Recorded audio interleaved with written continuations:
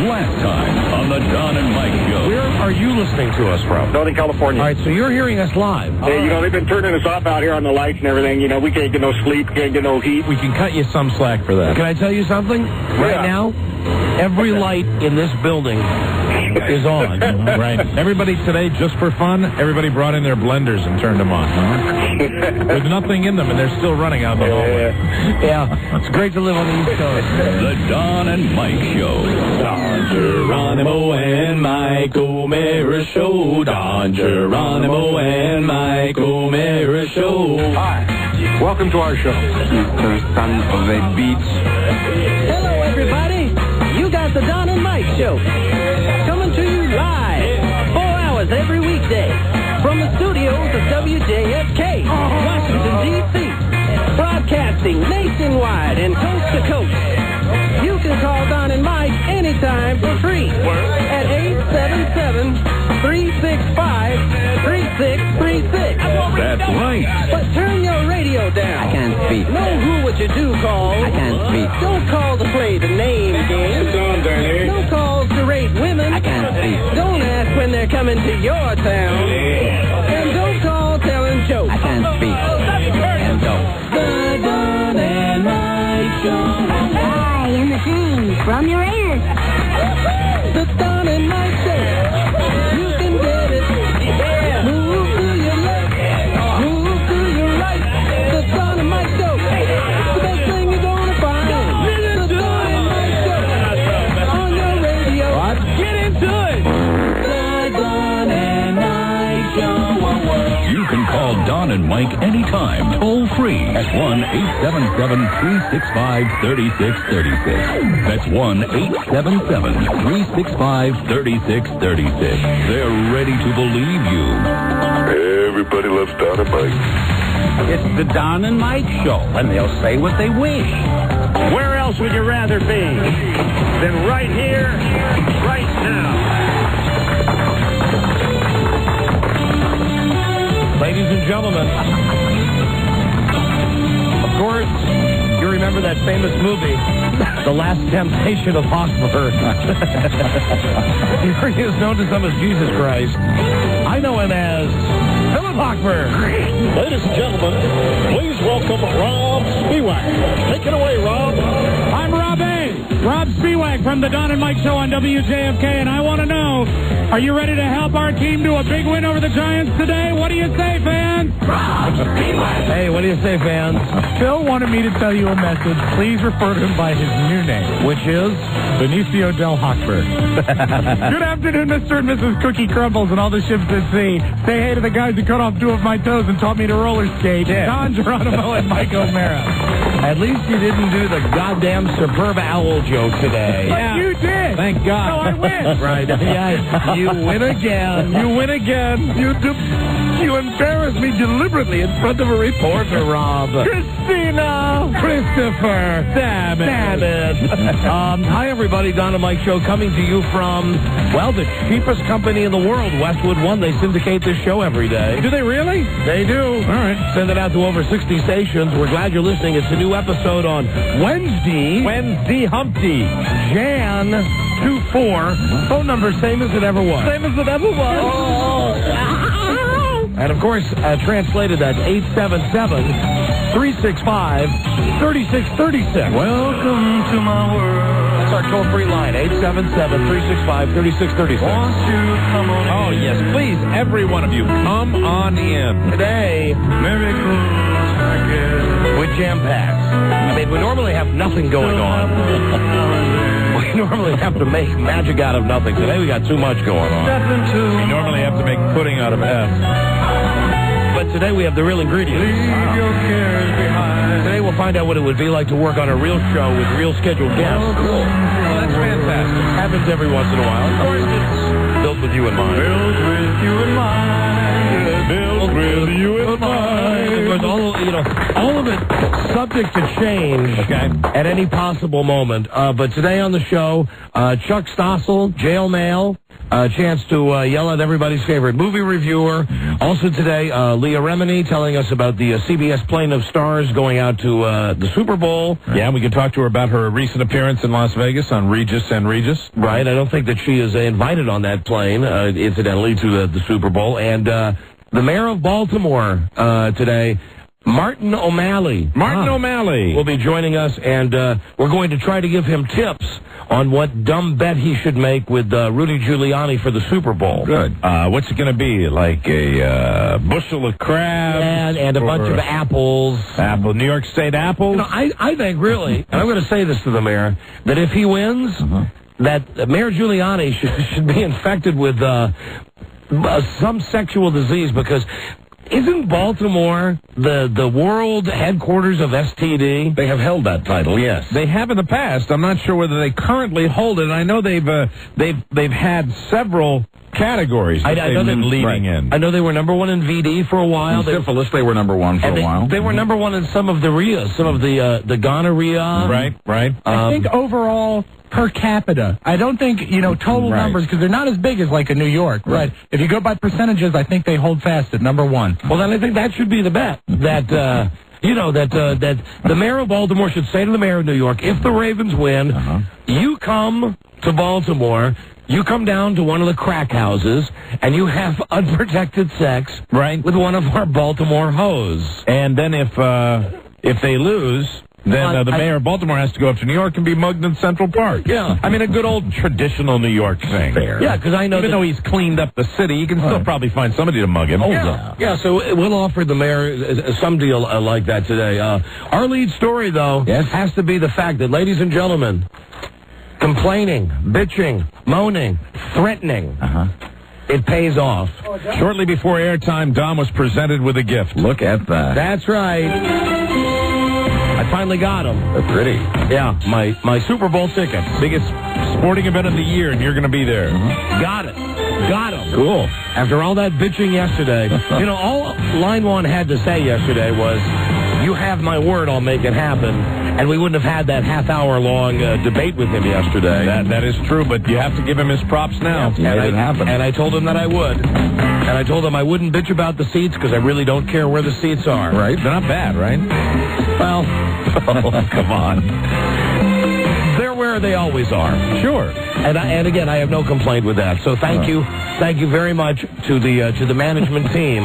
That's good. For coming through on something they promised me like 6 months ago. So anyway, got the tickets in hand. There they are. You can breathe a sigh of relief. It's off to Tampa. Yahoo. Tomorrow night for the fabulous Super Bowl. And we'll have our Super Bowl show from Tampa Bay on Friday. Very good. You will hear that live on Friday and everything that happens. Now, the biggest story has to be those the last two guys of the Texas 7 that were caught at a Holiday Inn in Colorado Springs. Right. Shortly, very close to where they'd left their van. Very glad, of course, that they were caught. I mean, who's not? As a matter of fact, I think another guy that might be calling in today is John Walsh. Yeah. At some point, because he wants to thank everybody from America's Most Wanted for helping to catch the bad guys.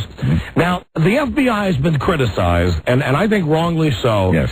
For allowing these two douchebags to do a telephone interview with a TV reporter in exchange for coming out of the room. Now, I saw the guy from the FBI say, listen, these guys had like 15 loaded guns in the room. Yep. They're nuts. They're out of their minds. If they want to do a 5-minute interview, let them do the interview. Sure. Now, I'm most glad that they let them do the interview so that we could hear what these two guys had to say. These are the two fugitives. Because...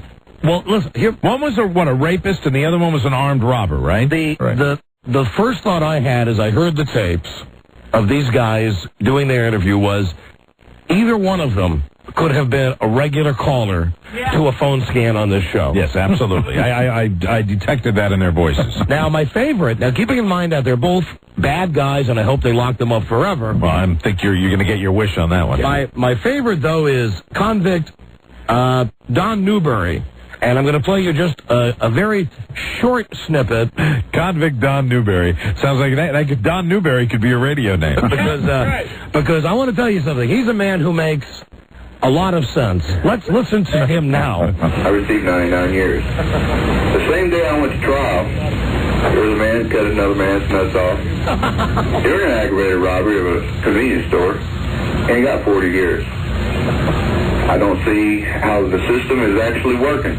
You know, not since Ray Lewis was defending himself yesterday at the Super Bowl have I heard such brilliant logic. Right. That the reason that these guys are claiming that they broke out of jail is because they were given unfair sentences for the nature of their crime. Yes, and what he's saying is, I robbed a place and I got 99 years. Why, the same day, another gentleman robbed a convenience store and cut a guy's nuts off, and he only got 40 years. There's logic right there. Did anybody check on whether this guy that was saying this had any prior offenses? Because usually that's the way that works. You know, that's why you get the 99 years, because you've done it before. Listen to these guys. God damn. Listen to these guys. I had to make a statement. You know, it might as well be like this. Hello, Don and Mike Show. You're on the air. Our judicial system in the state of Texas has really gone to the pits. Yeah, you're calling us from Texas. Hi. What can we do for you? We're receiving 99 years for a robbery for $68. Nobody's injured. Caller, can you turn your radio down, please? Injured. There's no proof that a gun was not listening to used in the robbery other than an unreliable witness that picked out. No, we don't do it at the top of the hour. Everything before was created a statement through information of my priors and everything else that apparently the prosecutor had given to him, which is strictly against the law as well. Have you written a letter to Charlie Stossel? What is the point of this telephone call? We have a Texas Ranger. He admitted in trial that the evidence was tainted, yet I received 99 years. Well, which member of the Texas Rangers was it? Was it Nolan Ryan we're talking about? Was it Pudge Rodriguez? Certainly couldn't be A-Rod. He just joined the team. The same day I went to trial, there was a man cut another man's nuts off during an aggravated robbery of a convenience store, and he got 40 years. Hey, listen, douchebag. You're talking to us. Right. Okay? It's Don and Mike. You're talking to us. Come on, get with the program. I don't see how the system is actually working. Well, you just got to figure out. You're screened and you get through. I mean, it works that easily. Mike, the same caller is on the line again. He would like to talk about rehabilitation. Hello, Don and Mike Show. You're on the air. I don't hold it against the administration or the officers involved in what we're doing.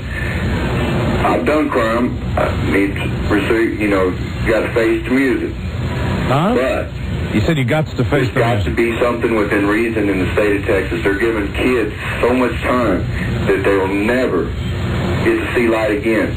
Their life is gone. Yeah. Now all they are is a roach in a cage.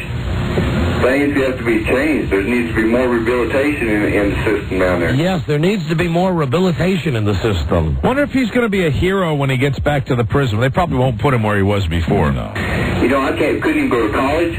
Oh, no, you can't go to college. And it's too bad because, man, TCU, Texas A&M. Sure. They were lined up with this guy with scholarships. He could have been a white-collar criminal. Come on. Where's the rehabilitation when you can't even help yourself? Okay, and there you go. The other guy. Here we go. Here's the other guy, Patrick Murphy Jr. I mean, these guys, they don't sound desperate to me. These guys are such friggin' hillbillies. When you were in Woodland Park, obviously, the Texas 7, America's Most Wanted, your pictures are up everywhere. Oh, and incidentally, this is a reporter who thinks that now... Oh, his day is made. He thinks he's going to be like on Dateline NBC, that someone's going to call Stone Phillips and fire Stone Phillips now. He will get a break out of this. You know he will, absolutely. How exactly did you blend in? What kind of... You were up there several weeks. How did you blend in? How did you, hide, try to be a sort of chameleon within the community? Well, that was rather, we joked about it often, but this is really just by downplaying ourselves and changing our hair color and such. And incidentally, if you want to downplay yourselves, dye your hair platinum blonde. And such. And such. The only thing that could have made this more like a color video, we dyed our hair and whatnot. And whatnot. or so. Blonde or so. Now tell me, you're talking about the fact that you were changing your hair color and such, you're trying to blend in. What exactly was your day-to-day like? Obviously, it's going to be a lot difficult and different for you than it would be for me. Hey, there you go. There's a great question. Yeah, he was not too under pressure. You can imagine the pucker factor he had. Jesus.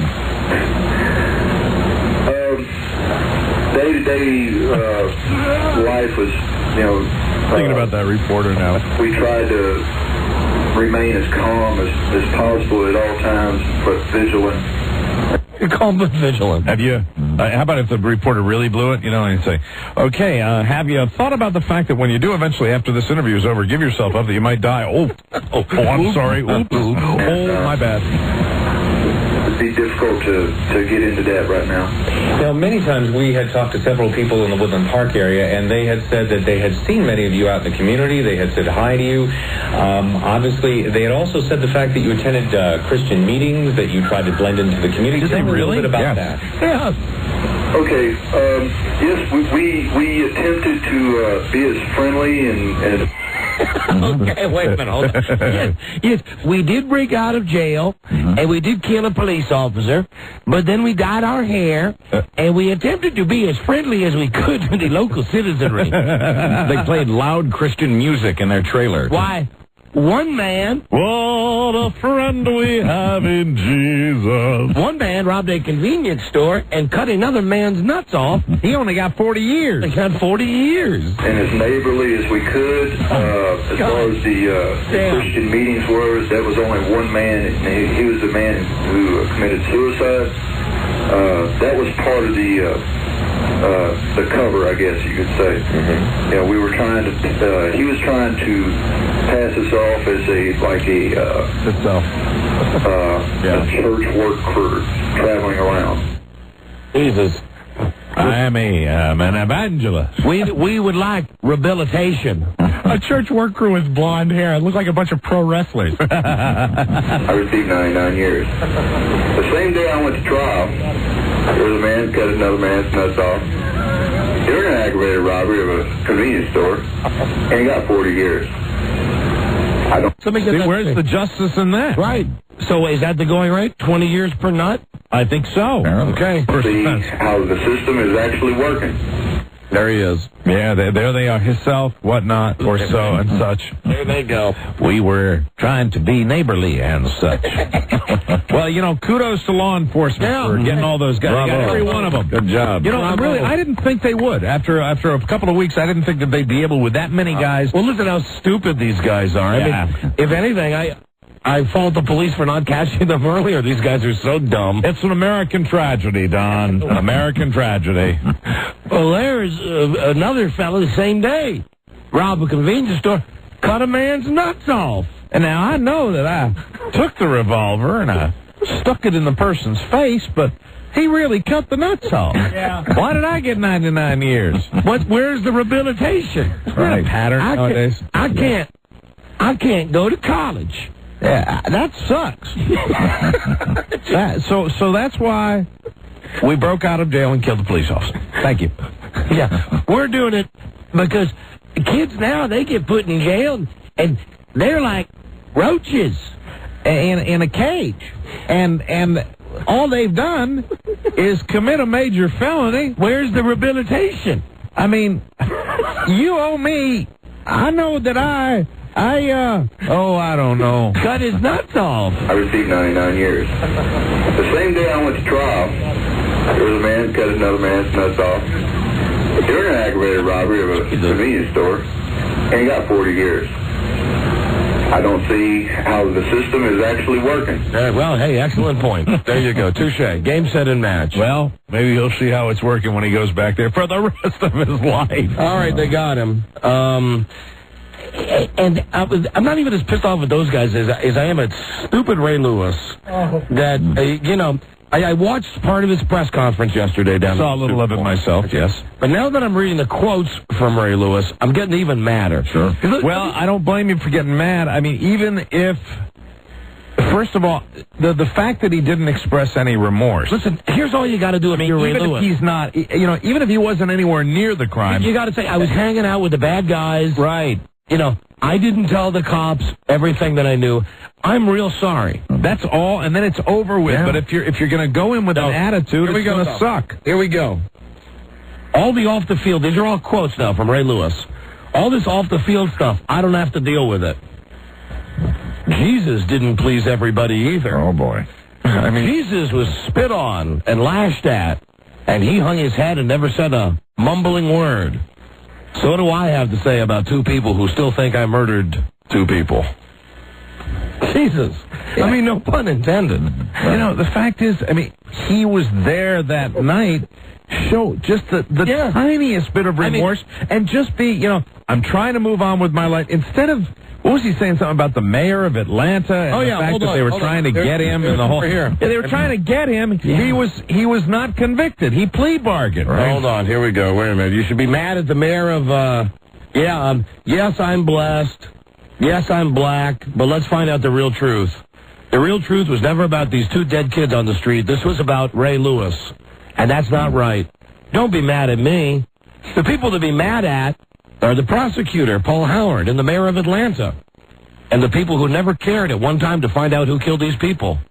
They said, we're going to get Ray Lewis, but Ray Lewis was never the guy. First, besides breaking the first rule of never speaking of yourself in third person. Exactly. Just eat a humble pill. Really, and it's not hard to do. You are blessed. You were given your life back. You're making it to the Super Bowl. You're playing the game at the highest possible level. It's time to, and even if you don't believe it, you just BS it. If you're mad at the world, just pretend you're not. I don't know who's dumber. If it's this guy right here. I received 99 years. The same day I went to trial, there was a man who cut another man's nuts off during an aggravated robbery of a convenience store. And he got 40 years. Right. I don't see how the system is actually working. I don't know who's dumber, that guy or Ray Lewis for saying, Jesus didn't please everybody either.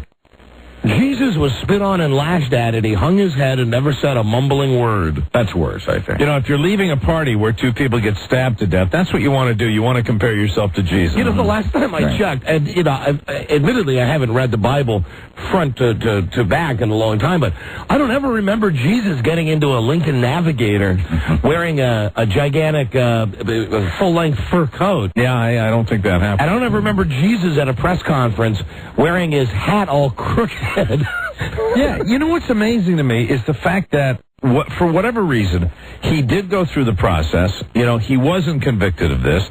He did plea bargain. And I think he plea bargained to obstructing justice. That was one of what he pleaded guilty to. He didn't tell the cops the truth. So, he is, in a certain way, pleading that he was responsible for obstructing the investigation. You at least come out with remorse and say this has been a tragedy. Right. But you don't sit there and run down everybody else. It's time to take a little personal responsibility. And it's the coach of the Ravens, who's just as bad. He's an a-hole. The guy who got up the day before. And then I'm going to tell you why this guy did this. I'm going to tell you, I don't know Brian Billick. I don't know Ray Lewis. But I know how this guy Brian Billick thinks. He doesn't give a rat's ass about Ray Lewis as a person. He's just like that guy from Green Bay that called us yesterday about Chewy. He stands up for Ray Lewis because Ray Lewis is the best football player on defense in the National Football League. Right. So what Billick does is he stands up yesterday and he says, we're not going to address the topic, or on Monday, I guess, of Ray Lewis. And furthermore, shame on everybody in the media who's made this the story that it is. Yeah. And here's what he's trying to do. It's two-part. In first part, he's trying to take some of the pressure off Ray Lewis, and put it on himself, which is what a coach is supposed to do. And second, he's doing it so that the Ravens win the game. Right. He's doing it so that the Ravens have that bunker-down mentality. Oh, and absolutely. And you know something? He's doing it brilliantly. And so the Ravens think it's us against the world. I couldn't agree with you more on that. Look at all the members of the media crowding around poor Ray and hounding poor Ray. Yeah, poor Ray. You know, they're not giving us our respect. Oh, nobody likes the Ray. Look at that poor Ray. I'll tell you one thing that the coach and Ray Lewis have done wrong, though. If they wanted this to go away, they could have handled it in a different way. And I think you're absolutely right. I think Brian Billick is somebody that maybe doesn't want this to go away. I think he doesn't mind the fact that, hey, it's us against them. They all hate us. We're going, I can't think of a better attitude to go into a major contest in the NFL than with the attitude that we are the badasses. We are the guys that everybody hates. Nobody likes us. You're going to feel like Superman. Yeah. It doesn't win football games when you go and going, hey, everybody likes us. And I guarantee that if, I don't know whoever the third-string quarterback for the Ravens is, if the third-string quarterback for the Ravens was involved in this whole thing, well, first off, his ass would have been cut off the team. Oh, you better believe it. And second off, if Brian Billick was asked about it, he would say, it is a non-factor. Right. Well, what he did was wrong, and he should stand up and he should just say, hey, I'm accountable for it. Sure. But it's because Ray Lewis is listen, he's the best goddamn football player in America. He truly is. Nobody can argue that. And the fact of the matter is he made the plea. What I don't understand is why he talks the way he talks about this situation. So cocky. It seems to me when you're talking about two dead guys and you're talking about families that have lost two people, why can't you just fake it? Why bring the J-Man into it? Yeah, exactly. Well, you're comparing yourself. You are so oppressed that you're just like Jesus Christ. Tell me that there's a real secure, stable attitude about yourself. Tell me he's not deluded. So after I read the Ray Lewis quotes, then I start to think, hey, Don Newberry's making some sense. I received 99 years. The same day I went to trial, there was a man cut another man's nuts off during an aggravated robbery of a convenience store, and he got 40 years. Right. I don't see how the system is actually working. Jesus. And what I love when I'm watching this on TV this morning is, and they're replaying this clip 1,000 times, nobody ever mentions the fact that the guy's saying on TV that somebody else cut off another guy's nuts. No, they're just accepting it. It's like, wouldn't it be great if the anchors could come back on, smirk, chuckle, cut another guy's nuts off? He said nuts. Wow, he seems to be a little obsessed about that. He said nuts. Crazy. Jesus Christ, what a mess. Hello, Don and Mike. Hello? Hello, you're on the air. Yeah, how you doing? Hey. First of all, I'm calling from Baltimore. Okay. Secondly, the Super Bowl should be about the Super Bowl, not about what happened to Ray Lewis last year. Yeah, but don't you think that Brian Billick kind of brought that on the whole situation when he raved out at the reporters? I think they never let it go. I think there was always an issue about Ray Lewis and his murder trial incident. They should. First of all, what I noticed yesterday, with the media, asking the questions and everything, they mentioned. They were talking about everything except the Super Bowl. They wouldn't mention nothing about Right, okay, hello, because your dumbass coach got up and made a big deal about it on Monday. Well, see, the thing was, he was basically telling them not to ask these questions because he's right. And then, you know what you do when you ask that, when you tell that to reporters, that's like telling reporters to ask the questions. And when you do that, you make more of a big deal about it. And don't hold on. Don't you think that Ray Lewis, when he sat down yesterday and he was talking about it yesterday, that if he'd handled it differently, this thing would have gone away a little quicker, that it wouldn't be the big deal. But when you come down and you compare yourself to Jesus Christ. I mean, but listen, knowing the history of the media, it would have been mentioned if nobody had said a word. The media would have mentioned right. It's the media's fault. Yeah. I'm not saying it's the media's fault. What I'm saying is when you're dealing with an issue of the Super Bowl, it should be about the Super Bowl. Oh, please. It shouldn't be about what happened a year ago. You're always players' lives when they result, when they're hanging around people and a resulting double murder occurs. You know what? I understand, but he expressed his concern about the loss of those two guys. Really? Yeah, but you know something? He's got to do it for the rest of his life. And he had to do it yesterday on the biggest stage in the world. You know something? He walked. He's playing in the Super Bowl. He's making the money. Even if that is the case, I mean, think about it. If you were charged with a murder, would you want to live with that for the rest of your life? You have to. You have to. Found not guilty? You have to. And that is not fair. And it is not fair if he didn't have anything to do with it, that he has to live with that. But you know something? He does. And he's gotten his job back. He's playing at the best level. He's the best defensive player in the NFL. But he has to live with that, and he has to handle that. Well, I think even with respect to that, I think think he held himself very eloquently as far as how he addressed the issue. Please, he's a dick. Are you kidding? I mean, he's comparing himself to Jesus Christ. I'm going to tell you something. One thing about Jesus, Jesus will forgive you a lot quicker than man will. Yeah, but was he right to compare himself to Jesus? Oh, no, I think nobody should compare themselves. Thank you. At the same time. Thank you. Goodbye. I'm glad we could straighten that out.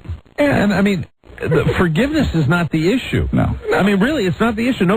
He wasn't convicted. So, I mean, he didn't do it. Right. And, I mean, the courts have found him not guilty. He pleaded guilty to obstructing justice. If he pleaded guilty, then he's guilty of that as far as I'm concerned. Mm-hmm. And as far, when you do have to live with that the rest of your life. You sit down yesterday. Like I said, Billick started this, and keep in mind, Billick started this just because he wants to win the freaking game. Wanted to get everybody fired up. Right. So Billick started this, and Billick right now has to be the happiest guy in the world. He's Ray Lewis took the bait. Do you believe this? Right. He compared himself to Jesus. God, people are going to hate us. He's going to be, he's hoping that Ray Lewis gets to that game and is absolutely out of his mind on Sunday, ready to go. Yeah. I mean, that's what they do. I mean, that's what the coaches do. They want to motivate their players. Listen, Jesus, the real Jesus, turned water into wine. Ray Lewis has turned wine into an art form. What you do is you stand up. Well, first off, you wear your cap straight. Okay. I mean, you don't. If you're giving a news conference about your involvement in a murder, be humble. You don't wear your hat at a jaunty angle. Then, second, you just say, you know what? I'm sick of all this. I'm accountable for what I did. I feel bad about it. Let's please let it go. Yeah, I mean, really, the best advice you can give anyone in a situation like that is less. Is more. Mm-hmm. You're clear. You don't complain yourself. You don't start bitching at people. To Jesus. Just like if you're one of 7 guys that just broke out of jail and killed a cop, well, you don't want to say, well, listen, I know a guy who cut a guy's nuts off and only went to jail for 40 years. Yeah. They're both equally stupid. You bite the bullet. I mean, you do. You deal with it. And unfortunately, yes, you do have to live with that the rest of your life. It's unfortunate. It's unfortunate that he was in that position. Of course it is. And, I don't doubt for a second that Ray Lewis probably regrets that he was ever in that Navigator. But, the fact of the matter is he was, and he does have to live with it. And, he did get his job back. He's back in the NFL, and he's playing at a high level. He's making tons of money. If he has good people around him, a good family, that's enough. But you mark my words. It's Billick that started this. Yeah. And Billick is no freaking dummy. He's the best spoken, most eloquent, best goddamn mind player. He's a mind effer. He's the best. And what he's done is he stoked this Ray Lewis thing up. Ray Lewis performed exactly as he wished. I think you're going to be able. Do you agree that you'll be able to tell in the first quarter of that game if it worked? Because it can work, and it can also backfire. It can backfire because it does become the distraction. But if it works, don't you think they're going to come out and you'll know within 2 plays how the level that they're playing at? I'm sure the Ravens are going to win. Right. I mean, I had thought we were going to have a game, but now I'm sure that the Ravens are going to win. I'm not so sure, because it can, if it does fall into that distraction camp, where it's too much for some of the other guys. You know what? Billick's having a meeting. Right. And Billick's getting all of them together, and he's standing up in front of the chalkboard, and he's saying, did you hear what they said to Ray yesterday? Did you hear how they won't let this go? They are not respecting the Baltimore Ravens. And that's when he turns it around from being about Ray Lewis to being about, and you can picture him standing up at the podium going, are we going to take this? No, because we're not playing a football game. We are battling for our pride. Yeah. Now you go out there and you give your soul for the Baltimore Ravens. Meanwhile, Brian Billick doesn't give a rat's ass about any of those guys. As soon as the guy breaks a leg, he's like a piece of meat, like a horse. You shoot him and get rid of him. Christ, that's the hypocrisy of all of it. It is a side story. It's a tragic side story to the game, and it'll be interesting to see what happens. But I find it very difficult to disagree with you on that, because I really think that he is using it to motivate it. And listen, it's Billick that started it. Billick went down and had a 10-minute press conference on Monday as soon as they got off the airplane in Tampa. He's got to know, you rave out at the media That's the way of having the media on your ass for another year. Yeah, he was pointing at members of the meeting, and he was saying, you guys are bad. You guys should have let this go. I'm not going to allow you to continue this. Right. Because we're here to play a football game. Yeah, bull ass. Well, that's why I'm sure. Listen, if you're from Baltimore, you should be happy. You're probably going to get a win. It's a lock. The Ravens are going to win. Yeah, it's like when, when it's a different version of it, but it's like when some player trash talks during the week and they put it up on the bulletin board. It's the oldest thing in the NFL. Yeah. It's somebody's, saying, hey, these guys are criminals. What a great way to motivate a team. They call us, could they disrespect us that way? Absolutely. Right. Football players buy into all that stupid stuff anyway. Like, are they going to come into our house? How many times you seen the NFL films? They're like, no, nobody comes into our house. This is our house. That's out of Rudy. Yeah, well, no one, and I mean no one, comes into our house and pushes us around. Yeah, well, it's goddamn ridiculous. Yep. It really is. So anyway, there you go. That's what I got for you today. Oh, and, well, as long as we're on the topic of disturbing stories in the news, Rob brought this story to my attention. I can only think because he has a young child, and perhaps he's looking for some guidance as to the raising of the child. Very good. Miami couple who disciplined their 11-year-old son by ripping off his toenails. Oh, my God. Dropping a sledgehammer on his feet and making him eat his own vomit. Holy ass. Will spend the rest of their lives in prison. Well, that's good. Jesus. Here you go. Thanks, Rob. What are they blaming it on? How are they not accepting personal responsibility? Right. They said that if Jesus had done it. Yeah, right. I'm kidding. Exactly. Yeah. And they said, well, we heard about another man who cut off his son's toes, not just the toenails, and dropped a sledgehammer on both of his feet, and not only made him eat his puke, but made him eat his BM. Oh, my God. Now, that's how Goofus parents kids, not how Gallant does. And they're going away for life? Yeah, they're put away for life. All right, good. Haven't we had this discussion? I always thought it was Goofus and Gallant. I think we have, and I don't remember what was resolved. How did you stand on that? Was it in Boys Life magazine? I think it was in Highlights, the gayest magazine of all. But I used to read it at the dentist's office. Right, the doctors get it. My daughter loves that magazine. Okay, well, it's different, but I guess she's a young lady. Yeah, I suppose maybe it's kind of better for ladies. Well, I was a boy, and I would read it in the dentist's office. Was that where you had to find something? No. Goofus and Gallant was like a cartoon strip where there were two kids. Goofus always would do something bad. Goofus and Gallant. Gallant. I thought it was Gallant because he was like... Well, I think you can say it either way. Well, obviously... So you say like foyer and foyer. Goofus was the kid who was always getting in trouble. Right. And Gallant or Gallant... He was the hero. Right. Yes, he was the nice guy. Because he was so damn gallant. Yes, that's right. But it's Mitsubishi Gallant, not Gallant, right? It's Mitsubishi Gallant. But do they spell it the same way? I believe so. The dictionary says it can be pronounced either way, but their preferred pronunciation is Gallant. Okay. Gallant. Mm-hmm. All right. Thank you, Buzz. You bet. Hello, Don and Mike Show. Hi. So why do you think he's getting so much grief over conspiring murder? I thought that was something everybody did. Pardon me? What? Why do you think Ray Cruz, or what's his name? Ray Lewis. Honey, if you're going to argue something, you should know what you're talking about. Well, no, the other one is convicted of conspiring murder, but this one is just upset because people think he conspired murder. But, I mean, that happens on our radio every day. I mean, I hear you guys do it all the time. Oh, this is that lady that loves being on the radio. Oh, come on. That nutsy fake. Why is that a problem for people? Because we don't really go out and do it. No, but you don't have to go out and do it. You can just tell people to do it or organize it or whatever. We don't tell people to kill people. Sure you do. Oh, come on, Mike. You know you do. I mean, I'm not saying anything wrong. You know what you are? You're that lady that just loves to call and argue. I hate you. I hate you. This is the John Bonet lady. You're hypocrite. Yeah. You admit that you're hypocrite. Oh, God. She just does her own thing. And you slam everyone else for being hypocrites and all this other stuff. And you're worse. Don, I'm reaching underneath the chair to get an axe.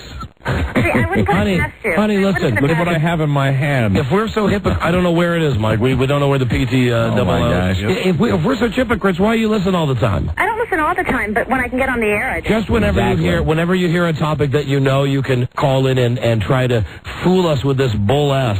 You're the same lady. I'm telling you the truth. You're the same lady that called in and said that Mike and I advocated the killing of children. No, you encouraged it. Yes, you did. Yeah, you did. See, this is the same lady. When we were talking about John Bonet. We're not going to fall. You did it for years. We're not going to fall into the trap. There we go. We're not going to fall. Warning.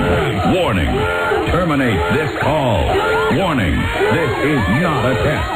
This is the potential tedious argument alarm system. Right. The caller has activated the PTAA, indicating we all know you're better. We all know you'll beat them.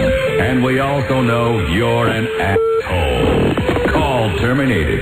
Thank you, and good day. You're welcome. Best piece of technology we ever installed in the studio. And she's a pro. Yes, she is. Yeah. She's just some lonely bitch out there. Yeah, talking about desperate. Who can't get anything going between her legs. So she just, she likes calling this show when she thinks that she can, get our motors going. Yeah, she has no real agenda either. I mean, it's just simply to get us going. That's the goal. Please. So it's not legitimate. And when it's not legitimate, it's no fun. Right. It's no fun to argue with somebody if there's not a legitimate call. Hello, Don and Mike Show. Hello? Oops, what am I doing? Somebody hit the delay? No. I hope not. Hello, Don and Mike. Hello? Yes, I had a song to play for you I think you both might like. All right, go. All right.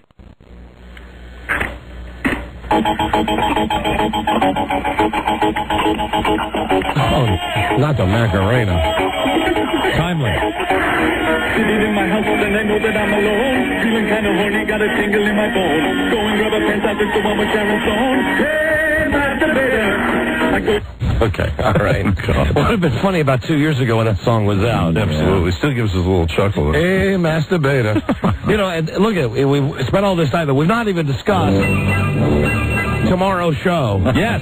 We've got to start soliciting for this right now. All right. Tomorrow on the show, we're giving away $1,000, courtesy of The Cell, rated R, with J-Lo, Jennifer Lopez, and Vince Vaughn. Okay, so they're giving us $1,000. The movie is to give away. Very good. And tomorrow we're going to be playing What's in There, where we urge girls to come down and put stuff in their cooters. And we urge guys to come down and put stuff in their dookies. Now, what you're going to do is, whatever it is that you put in, it has to have some space where it's coming out. And then what you do is, you come in with a beach towel on. So, for instance, if you had a Snickers bar, if you were a woman, it might look like you had wood. And we would look at you wearing a robe, wearing a towel around your waist with something coming out of your cooter.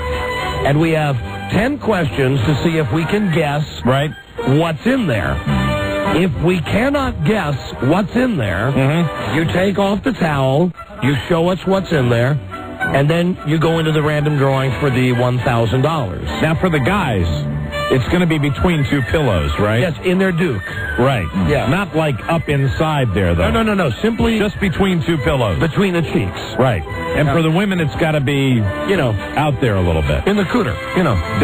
Down there where we do not speak. Half in the cooter and half out of the cooter. So you come in and, you just toga style. Right. You wear a robe, and we'll ask you to turn to the left and turn to the right. And we're going to be observing while they have the robe on, so we can't see what it is. Yes, or the towel. Yes. Or the towel. And then we're going to start with, I don't know how many contestants. Let's say we have 15 contestants. Okay. Well, of those 15, the people who fool us will go into a random drawing for the $1,000. And if nobody fools us, then all the people go into a random drawing for the $1,000. That's very cool. And, of course, there's, extra points if you do it topless. No! Or your odds would be increased if you're a girl. Right. And you do it topless. So, obviously, it's be creative. Yes. And obviously don't put anything dangerous down. No, I mean, I was thinking about it. Obviously, yesterday I said Snickers bar. I just don't want anything dangerous down there. Nothing really sharp, right? An ear of corn. Right. A carrot. A piece of celery. A cell phone. Yes, absolutely. Yeah. I don't see why not. Anything that can basically fit down there. Yes. Now, here's how we're going to have to do this. You can't hide it entirely. No. Part of it has to be sticking out, either the front or the back. Yeah, it has to sort of be a lump in the towel. So, what we need you to do is call. Well, we're not going to do the contest now like we normally do. We're going to take calls on this. And we're going to count on Lisa and Charlie to make sure that whatever people are going to be putting either in their cooters or dooters, that they have something that's worthwhile. Very good. Because it would serve no purpose if people called and said, hey, Don and Mike, I'm going to put a Snickers bar in my cooter, because then right away we'd know that someone's got a Snickers bar. Right. So, and, after all the talk of Snickers bar, someone's going to do it. I know that, or perhaps another candy bar. And I think we would get it if we said candy bar. Because, if you consider all the candy with 10 questions, well, if it's anywhere from Baby Ruth to Butterfinger to Reese's Pieces, I don't know. You think we have to be that specific? Well, you've got your full-size Kit Kat. Yeah. You've got your Payday. But no fun size. No. Fun size is not allowed, because fun size will go away and hide. As we call them, no Goldstein size. Absolutely. On this show. Got to be, if it's a candy bar, it has to be a full-size candy bar. So, for $1,000, girls and guys. Okay. Call now and talk to Charlie and talk to Lisa at 877-365-3636. Tell them what you're willing to come down tomorrow. Now, at some point, you're going to have to take the towel off so we can see if you stump us. After we're done with the 10 questions. Yes, after we're done with the 10 questions. If we don't know, we say, geez. Sit there and, boy, I tell you, I sure hope we have more women than men playing. We don't know. And then the girl says, well, Don and Mike, you never guessed. It's an arugula or whatever squash it is or something like that. And then arugula. It's a zucchini. Right. She whips off her bottom and take a look at this. And we see it poking out. Well, then it's a Nike sneaker. She would be a finalist for the $1,000, and we'll have great runner-up prizes. It's a full-size diving board. Everybody gets a free copy of the movie The Cell just for coming down, but one person will win $1,000. And I think maybe we'll just keep it to 10 people. Okay. Just keep it to 10 to give the people that come down a better chance to win. And everybody shower up. 5 guys, 5 girls. Okay? So call Charlie and call Lisa right now, and then what they'll do is they'll put you on hold.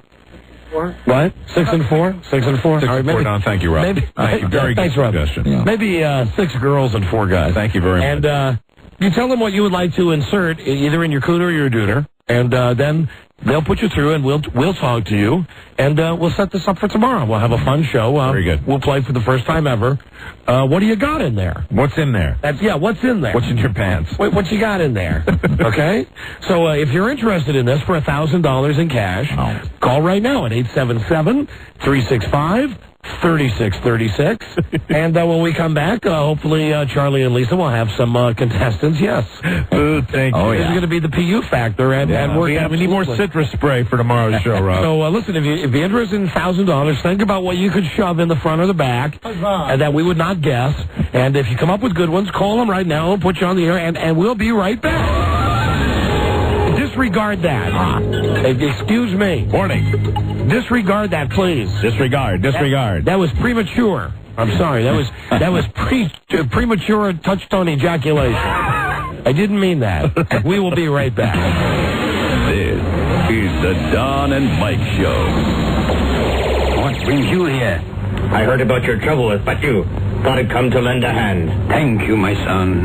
He's Fat You. He's my own student. The 5 city monks, they've all been killed. It was Fat You and his gang. Where's Fat You now? Well, I'm not really sure. What'll we do? As for Fat You, deal with him as you think fit. Under the direction of Andrew Blake, it's the Don and Mike Show. We're going to be in Tampa Bay on Friday, live with the Super Bowl. And our Super Bowl show is brought to you this year by Geico, where one 15-minute phone call saves you 15% or more on car insurance. Call 1-800-947-AUTO. AU. All right, you ready for some contestants? I am indeed. For tomorrow's show, what's in there? Let's do it. What you got in there? Hello, Don and Mike Show. I like that. Hey, how you doing, fellas? Who's this? This is Ed. Ed, where are you from? I'm from Baltimore. Now, Ed, please, you got to keep whatever it is you're going to put in there a secret from us. It's a secret. But you've run this by Charlie or Lisa? Absolutely. And what was their response? They thought it was a go. They thought it was Marvy, simply Marvy? I don't know if they think it was simply Marvy, but they said it was all systems are go. All right, and it'll be in your Duke? Absolutely. Okay. You're in. Ed, could I guess? Is it a crab cake? No. Okay, thank you. That counts now. You only have nine questions left. He's ready for the game. All right, Ed, I'll give you that. When you come in tomorrow, you only have to answer 9 questions. Absolutely. Thank you. Hold on. And bring a big towel, please. Thank you. Hold on a second. Oh, man. I hope towels aren't necessary. Hello, Don and Mike Show. Good afternoon. Well, they'd have to be necessary so that they could wrap them around them. Oh, that's right. Yeah, I was thinking for, like, toweling off purposes. Hello, Don and Mike. Who's this? Good. This is Tammy. Hi, Tammy. Where are you from? I'm from Berryville. Tammy, is it going to be cooter time? Yeah. Now, when you ran whatever this item is by Charlie or Lisa, what was their response? She laughed and she said you'd love it. Fantastic. Well, that's it. I say no more. Beautiful. Well, then bring a towel. Yeah. And, if you fool us, if we can't figure out what you got in there, you'll be at least in the drawing and maybe win the whole thing. I'm hoping for that. All right. Great. Thank you. $1,000 tomorrow. Thank you. Hold on, Tammy. I hope we don't embarrass ourselves tomorrow and not get at least one person. Yeah. It could be tough. I think there's going to be a great degree of difficulty. We will only have 10 questions to find out what you got in there. Hello, Don and Mike Show. Who's this? This is Wayne. Hi, Wayne. Where are you from? I'm from Springfield. Wayne, you're calling to put something in there? You got it. Did you run this by Lisa or Charlie? I ran it by Lisa yesterday. Oh, yesterday. Oh, Wayne's pretty excited to play this game. Wayne, you aware of the fact that we're not going to need an X-ray to find out what's in there, right? Hopefully not. Wayne was so excited. Did I hear you say you called yesterday? Yes. The item that you had. Well, no, I'm not going to ask you a question because that would count. Yeah. How did Charlie and Lisa find your item? Did they like it? Lisa was pretty floored. Floored? Oh, wow. Fantastic. And that'll be in the bad place? Yeah. Okay. Very good. And I also have one caveat, if that doesn't work, to win it for me. All right, whatever. What is the warning? The warning? Hopefully the oogie factor plays into this.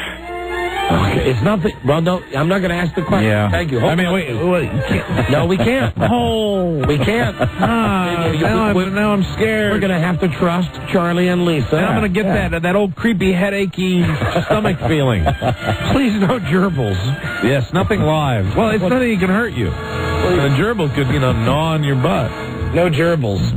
Is this a guy we haven't talked to? Hello, who's this? It's Wayne again. Oh, Wayne. Hold on, Wayne. Who's this? Hello, Don and Mike. Yeah, this is Lee. Lee. Shocker that we're getting the guys real fast. Have we talked to you, Lee? No, not about this. I was the guy that came down and ate the raw eggs. Oh, goddamn, one of our professional freaks. Wow. You must really want to win a contest bad. Just the money issue. I got you. $1,000 is a lot of money. So you ran your item by Charlie and Lisa? I did. And how'd they like it? She seemed kind of grossed out. Never a bad sign. At least there's a hard girl to gross out. Absolutely. Do you ever get the impression that a lot of these contestants compete every day, even when there is no contest? Like they all might be competing right now? Even as we speak? Well, you are officially the third male contestant for what you got in there. Like whatever comes out of there should have a freshness date on it? Hold on. That's a question. No, it's not. Bring it. No. Okay. A rhetorical question, not a real one. Okay. We'll see you tomorrow. Hold on a second. Now listen, this has turned out to be a very male-oriented event. Yeah, shocker. And we can only allow one more fella. Right. We need 5 more girls for this contest. Yeah, there's only room for one more guy. Only room for one more guy and his Duke. But girls, we're wide open. And 2 of the guys that we've spoken to, apparently it's something gross. Yeah. We're wide open, girls, just like your legs should be. Right. For this contest. Very good. Easy in, easy out. Absolutely. If we can't guess what's in there, you're that much closer to winning $1,000. And only 10 people will be allowed to participate in the contest. And if we guess everybody, and, there's one person that's left that we can't figure it out, that person's going to win the money. Right. Hello, Don and Mike Show. Hi, I'm calling about the contest having tomorrow. Oh, great. Hold on. You're going to have to talk to Lisa first. Okay, thanks. Hey, Lisa, pick up line 3. 3. There you go. Got it. Okay. All right. Well, Lisa is going to... Oops, let me put it on hold. Right. Lisa's going to screen line 3. Yeah, we haven't really heard through the 2 double doors. Oh, my God! Hello, Don and Mike Show. Yeah, I'm a gentleman from Texas. Now, there's a quality cell phone right there. What? Oh, right. Hello, Don and Mike Show. Yeah, Lisa said she was going to call me back. Well, she must have been lying. Yes. Okay, thank you. Aye. Thanks, Mr. Patience. Bye-bye. Bye-bye. He was waiting. Hello, Lisa said she called me back 8 seconds ago. Don and Mike Show. What's up, guys? Hey, how are you? All right. Just going to say, great show. Oh, thank you. Always loved it. Always will love it. Appreciate it. Thank you. Thanks for giving yourself up. Thanks. Bye-bye. Hello, Don and Mike Show. Thank you. Hello. Hi, I just called to see if I could get through. Toodaloo. Well, thanks for that. Okay. And thank you for giving yourself up. It's 2 in a row. The last guy was even better. Yeah. Thank you. Well, let me take another one. Hello, Don and Mike. I received 99 years. The same day I went to trial, there was a man cut another man's nuts off. They were an aggravated robbery of a convenience store, and he got 40 years. Right.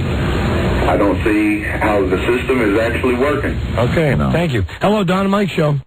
Hey, I'm calling from New York, and I wanted to guess the secret sound.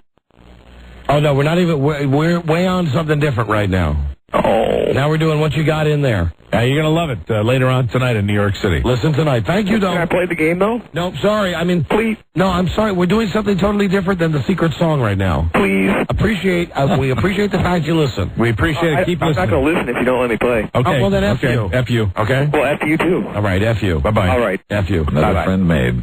Bye-bye. Akfe uye. Okay, idiot, eh? Hello, Don and Mike Show. Way. What was that Yes. one? Fucking Faye Einer way. Hello. Yes, I'm calling about the contest tomorrow. Oh, did you just talk to Lisa? Yeah, I did, but can I talk to her one more time real quick? Oh, all right. Yeah, Hold on, please. Absolutely, when we're dealing with medical issues. Change your plans. Lisa, pick up line 3 again, please. She still needs to talk to you. Hello, Don and Mike. Of course, the question normally is, can I boil it? Well, make it fast, because now I'm intrigued. because this girl talked to Lisa. Make it fast, say. She was put on hold, and now, okay, she's back. Ah. All right, did you get the issue worked out with Lisa? Well, I asked her, and she just passed me on to you. Issue. Huh. Well, wait, you asked her and she passed away. You have a question for us? Hello? Yeah, I'm calling about the show tomorrow, and I just talked to Lisa, and she put me on hold. Okay, so when you told Lisa what item it is that you wanted to put in there, did she accept it? Yes, she did. Okay, great. How did she find it? She thought it was pretty cool. Pretty cool. Excellent. Okay. I guess I should probably rephrase that question. Yeah. How did she find it? With her mouth? It's like, how did you... with her hand. I've been saying that a lot lately. How did you find your accommodation? With a pair of tongs. Okay, great. You're in. Okay, thank you. Hold on. Yeah, bring a towel to wrap yourself in. Hold on. Lisa will give you a time for an appointment. Okay, well, that's 2 girls and 4 boys thus far. That's right. We've reached the quota of men, and we need 4 more girls. Do we have 4 guys? We need 6 more girls? No. We have 2. Rob, we have 2. We need 4 more. Hello, Don and Mike Show. Rob. Hello. Who's doing? Hi, we're doing great, thanks. I've been on vacation, and I just overheard that you guys are back on in New York. Did you guys go back on up there at night? Yes. Yes, the situation was worked out to our satisfaction. To your satisfaction, but are you still there with the delay? Yes. Yes. Okay. So you caved on that, but you got something else? Yes, that would be it. Absolutely. Frankly, it's none of your beeswax. You're right. It's not. I was just curious. Thank Are you happy that we're on there again? Yeah. When I go up there in business, it's nice to hear you. Okay. Yeah, but I don't believe you. I think you're a troublemaker. I am not a troublemaker. Just curious because I was gone. Okay. Well, yes, we are back on WNEW. All right. Great. Thanks, guys. Thank you. Bye-bye. And incidentally, I got my Super Bowl tickets. The kind of guy would be happy if he said, no, we're not on and we're quitting next week. Hello, Don and Mike Show. I've had like 1 million people say to me, because, and we can't talk about what's going on WNEW. That's part of the, that's part of the agreement. I know that they're writing about it in the New York Post, that it was a stunt. And this is the problem with Jeremy, who is still just a daft prick. That they say to Jeremy, was it a stunt? And Jeremy says, no comment. Okay. Now, I want to tell you something. He is the worst guy for us. I want to tell you something. Honest to God. And not only about us, about Leslie's show as well. Jeremy Coleman is not bright enough to pull off a radio stunt. He's not bright enough. Right. He's not bright enough to get... hold on. Who's on the hotline? Hello? Hi, it's Craig in New York at WNEW. Okay, hold on, please. Oh, who was that? That was Craig. Well, Charlie, pick that up, please. What the hell's that? Hey. Let me tell you that he's not bright enough to come up with a radio stunt. Yeah, exactly. Okay? So I think he says no comment so he can look scary smart. Yeah, so that the guy in the New York Post writes, well, this was all just a stunt done for ratings. I've had a bunch of people say to me, man, I thought you guys had balls. I thought you guys, I thought you had standards. Well, hey, there's behind-the-scenes stuff that we can't talk about. Mm-hmm. We're back on because we're happy. Yeah, and, when people say, did you cave? Well, no, we didn't. I mean, is it to our satisfaction? Yes. Did we go back on in that time slot that we didn't want? Yes, we did. Did we make some progress with management on certain issues? Yes, we did. Yes, we did. So we're happy. And besides, they had no time slot open to move the show to. So what can we bitch about? So that is that. But for whoever's writing in the New York newspapers, please, I urge you. I don't care what you write about us or what you write about the radio station, but for God's sakes, don't give Jeremy Coleman credit to think that he could actually sit in a room come up with a giant scam like this, which incidentally has only made him look like a bigger idiot than he already is. Absolutely. Okay? He is a dope. He is a grade A dope. And that radio station was a radio station 2 weeks ago spinning hopelessly out of control. Absolutely. It's like one of those satellites that crashes to Earth. Because Jeremy doesn't have a frigging clue what he's doing there. Mm-hmm. And I got even more pissed when I read the New York Post, and the whole headline says, WNEW done for ratings stunt. We asked Jeremy Coleman, was this a stunt? No comment. Joy, and a print guy got something wrong? Well, no. That's unusual. I'm going to take the side of the print guy. Yeah. Because it was a direct quote from Jeremy. Incidentally, for my money, you've been doing that way too much lately. I have no comment. Taking those print guy sides way too much. No, it's not taking sides. It's what it says.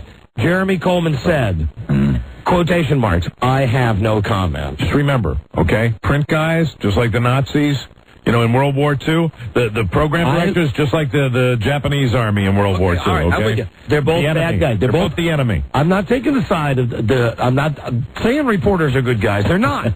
You're right. They're evil. They're scum. I'd just like to remind you, that... And I'd like to remind you that just a few weeks ago you said Jim McClure was your friend.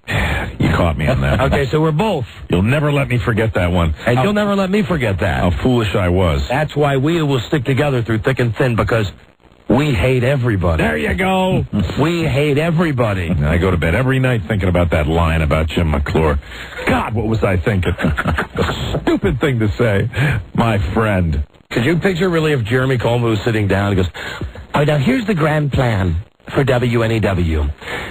We're going to have a mass walkout by a couple of our shows, and we're going to go for 2 weeks with no real schedule at all, and then when everyone's wondering what's happening, we're going to come up with the exact same lineup that we had on 2 weeks ago. Brilliant, Jeremy. Yeah. Yes, capital idea. Brilliant. You haven't done that kind of thinking since your days in London. Right.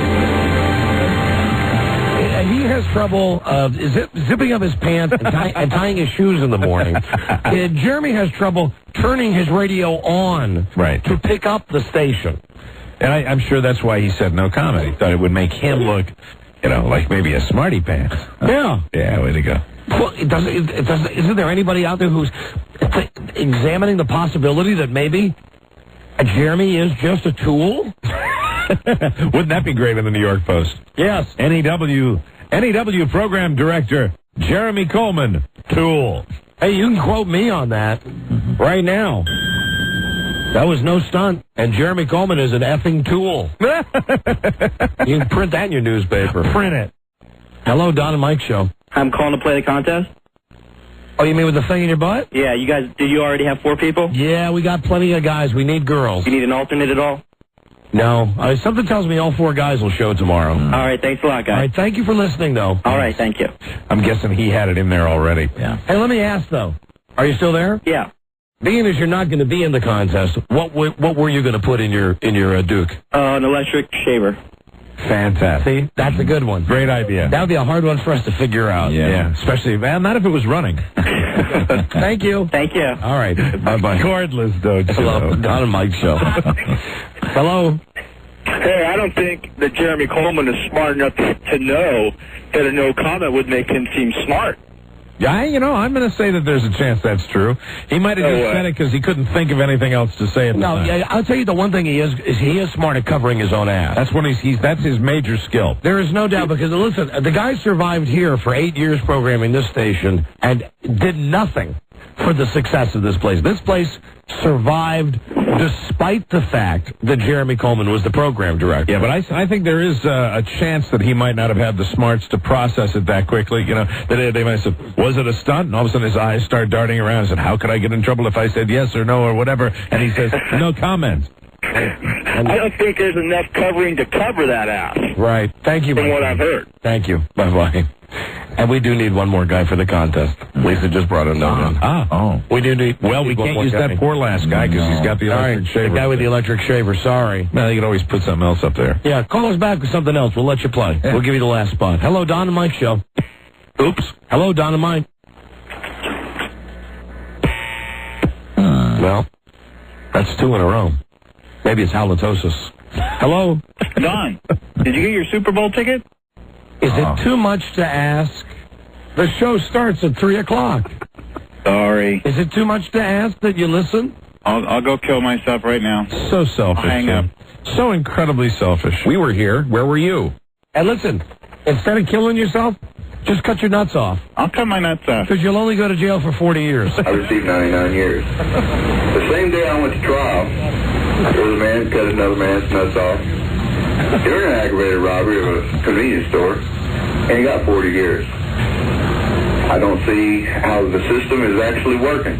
Amen, brother. And when all those armed robberies take place and they say, hey, freeze or I'll cut your nuts off. Right. Obviously, hey, if you don't do what they say, sometimes it really happens. Hello, Don and Mike show. How you doing? I was calling to be the fourth guy. Okay. All right. Hold on. You have to talk to Lisa first, okay? Okay. To run the item by Lisa. We have to make sure you're not putting a hedge trimmer up there. Yeah, well, listen, whatever. Right. Whatever works. But if this guy makes it, then that's it. Then we'll let the guy who called with the shaver. Then we're full. Let him be the alternate. Yes. Then we can take no more. Filled up. Yeah, we have no more room. And then after that, it's just girls. Right. So we need at least 4 more girls for this contest tomorrow. Excellent. Oh, she's got a last guy. Hello. Hey, Don. Nick, hi. How you doing? Hi. Okay, yeah, I got something good. I don't know what, I guess Lisa, and what's the other guy's name? Charlie? Yeah, I mean, they didn't say yes or no, so I don't know what the deal is. I detect a little accent, sir. Where are you from? I'm from England. England? Yeah, but I've been here a long time. Well, now, if they put you on hold to talk to us, then most likely you've been approved. Did you tell? Who did you talk to, Lisa or Charlie? Both. I talked to Charlie, and he took my number, and then Lisa called me back. Oh, well, then that means you're in. You have another spot? Oh, good. Yeah, no, we'll give you the last spot. Okay. Or did we have another spot? Yeah, we had one spot. And, please, I need the money. Did Lisa or Charlie give you any reaction at all? They didn't think I could do it. Oh, okay. Hey, that's what we like hearing. There's a little extra intelligence. That's what we like hearing for what you got in there. Okay. Well. All right, good job. Hold on a second. So they're going to give me a time? Yeah, they'll give you a time. Hold on just a moment. All right, Don, thanks. Yeah, you'll be able to do it. All right, yeah. You're very welcome. Yeah, use the keyless entry. Hey, welcome. Hello, Don and Mike show. Yeah, use your boop boop. That's what we call it in our house. Hey, where's the boop boop? Do you really call it that? Yeah. That's like Larry Kidd calling it the clicker. We do. We go, where's the boop boop? Boop boop boop. Right. That's very cool. For the car. Do you have it like in a separate place, or do you have it on the key ring? What do you mean? Yeah, it's on the key. What I mean is like... Are you talking about the boop boop for your car? Yeah, like if I want to know where my wife's car keys are to move her car, somebody say, hey, where's the boop boop? because the boop boop opens the doors. Oh, okay. Yeah, for the car. Yeah. The boop boop. The boop boop. But I mean, normally the boop boop is attached to the keys, right? Yes, it's all so one. You could really just say the keys. Yeah, but we say, where's the boop boop? So the boop boop, if you wanted to get like a house key that's on that key ring, you'd say, where's the boop boop? Okay, very good. Now you're consistent. Gotcha. That's good. Except the house key's not on that ring. It's not on the boop boop? No. Oh, really? In that case, you'd say, where's the house key? Ah, okay. Who knew? That's interesting. So you don't keep your house key on the boop boop boop? Nope. So I'll show you right here. Boop. Right here. Here on my Batman keychain. You know, this is when you really realize, this is when your skills of organization come to the forefront here. You are an organized individual. Guy right here. Front door. Station door. Right. Wife's car. Our office door. Door at the beach house. Next door neighbor's house. Mailbox key. Very good. That's one ring with the Batman fob.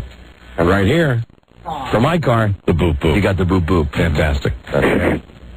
An interesting way of organizing it. I think that works. Yeah, well, it works for me. You know what I'd do if I had to have those things in two separate places?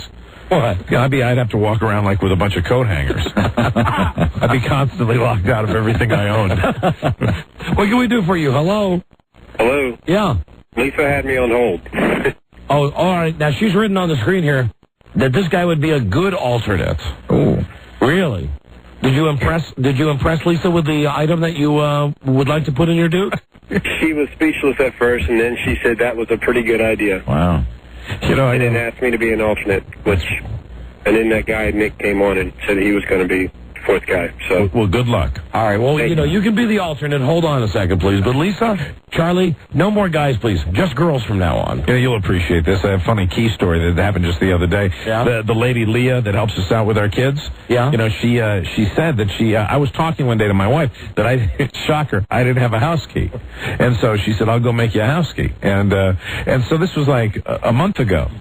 And so the other day I come home and I go to the front door and the door is locked and I'm ringing the doorbell for like 15 minutes. I'm ringing nobody's around. I see my kids running back and forth. Finally, one of my kids sees me, runs down, and the lock is way up here so they can't reach it. And finally Leah comes down and she says, what are you doing? I said, I really would appreciate it. You said you were going to get me a house key, right? You were going to go out the other day and have one made? She said, you've had it. You've had it for 2 weeks. And I said, bruh, maybe things would work better for me if I called it the boop boop. And you know what I've just realized, though? Give me my bag back, Rob.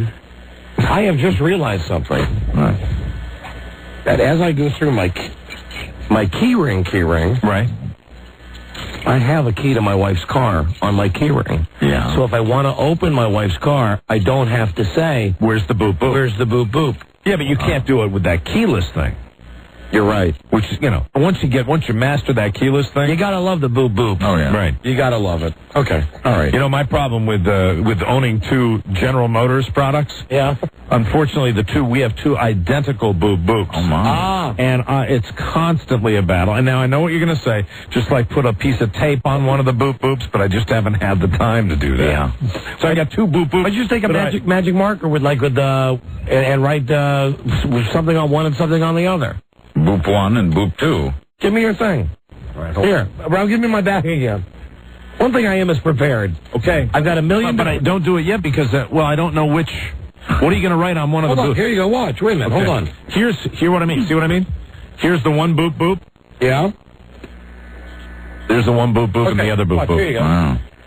I've taken a yellow Sharpie. Okay. I love Sharpies. Mm-hmm. On one of them on the back, right? we're just going to do this. Rob says it won't show. Sure it will. Hold it up to a light. That might work.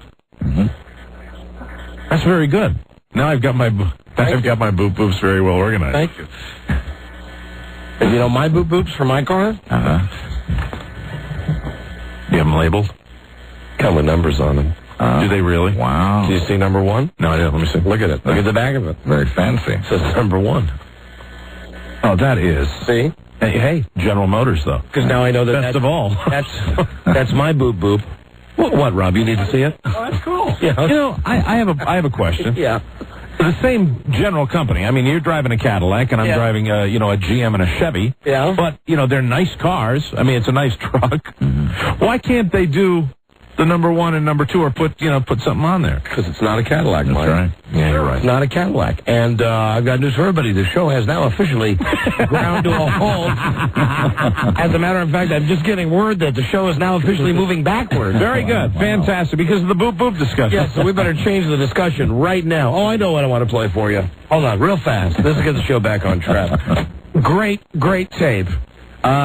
Anybody know who Judy Garland is? Okay, in case you don't know. Does anybody know? Mike, come on. Some people don't know. In case you don't know. Silly question. She was Dorothy in The Wizard of Oz. Right. She was more than that, Don. She was a great entertainer. And she's Liza Minnelli's mom. Right. And she was pretty effed up at the end of her career. And we got a great tape of Judy Garland raving out at the end of her career. Wow. And this is more like a Mommy Dearest tape. Oh, good. Than any of the Mommy Dearest tapes from the movie. But a real one. This is the real, feeble Judy Garland.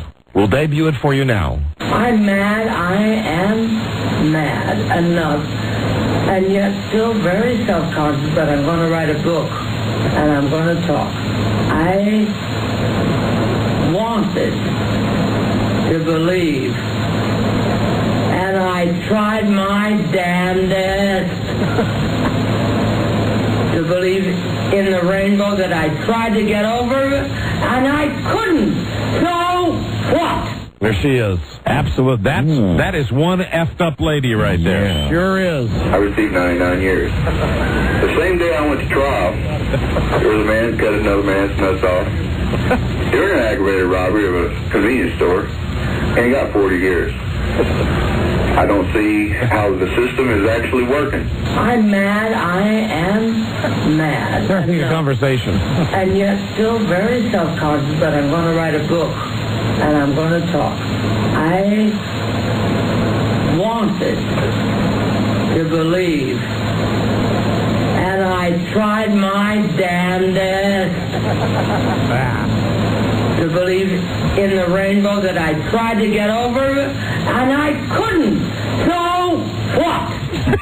Fantastic. Which brings me to the next point, which is Elizabeth Taylor. Right. Yes. And have you heard how they are trying to cover this one up? They're spinning this like a little bitty top. They're spinning this like a dreidel at Hanukkah. Now, anybody who saw her knows that she was effed up during the Golden Globes. And listen to this lame excuse. The legendary actress began to open the envelope to announce the winner, Gladiator, without reading the nominees. She appeared so disoriented that Dick Clark went on stage and pointed to the teleprompter where the nominees were listed. A spokesman for Liz Taylor said Liz Taylor didn't realize she was supposed to read from the teleprompter. They didn't ask for a rehearsal for her and said they'd tell her beforehand. But they really didn't, in my opinion. And then someone from the Golden Globes mentioned that she was faxed a list of the nominated movies a week in advance. I never read it. What they're saying is not that Elizabeth Taylor was effed up, it was the fact that didn't rehearse. The teleprompter was wrong, and that she didn't know, apparently, because she'd never been on an award show, never been on TV, didn't know to look at the teleprompter. And if the teleprompter, if it was broken, why did producer Dick Clark point to the teleprompter to have her read from it if it wasn't working? Because he was deliberately trying to fool her. To make her look bad. Exactly. He's an evil man. People don't realize that about Dick Clark. We got a break. I love that Judy Garland thing. Yeah. Damn it, I love that. I was looking for the rainbow. So what? Now let's do the secret song, okay? Give you a chance to win $500. Phone number 877-365-3636. Be the 100th caller right now. This is the Don and Mike Show. Peggy. I can't go. I won't.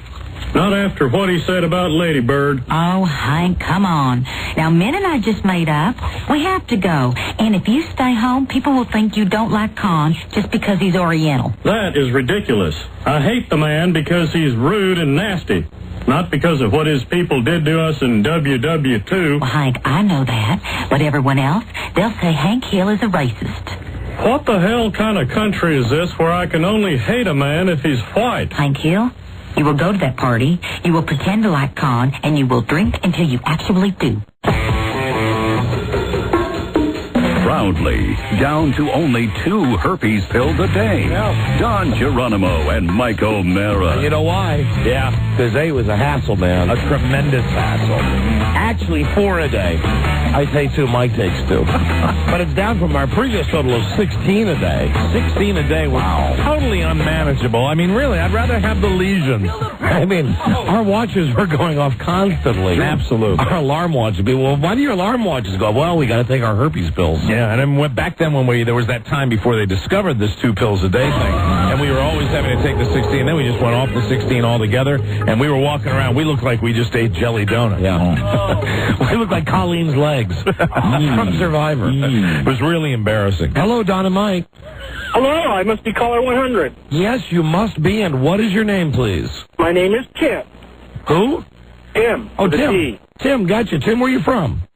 From Folsom, California. California, beautiful. You have won the DVD copy of Me, Myself, and Irene, and the CD soundtrack, Me, Myself, and Irene, now available on DVD and video, rented tonight or buy the special edition DVD available on January 23rd, which is yesterday.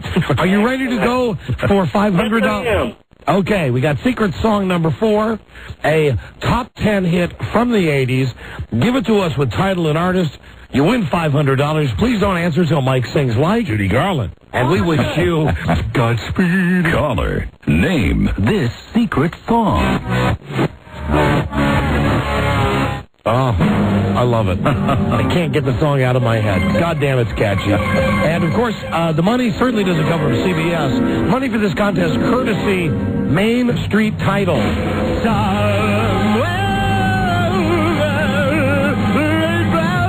Yeah. Okay. Thank you. Yeah. Oh, yeah. Yes. So what birds fly for $500. What's that song? I'm going to guess Janet Jackson, No Control. I'm going to guess no friggin' way. But yeah, thank you. Thank you, I though. come up with something, didn't I? No, you didn't, and for that we thank you. Good job. Okay, excellent. Please don't forget that every guess is a clue for you. Now, Charlie Stossel is here to talk movies, and we have some jail mail for him. But before we bring him in, it's almost unheard of to promote something on another radio station in town. Yeah. But I want to promote it now. Hey, and Rob, the fanfare I want is that dun dun dun dun dun dun dun dun dun dun. Okay. This is very exciting. Because there's a disc jockey that we've goofed on for years, and the good people of Washington, D.C. have never really experienced it.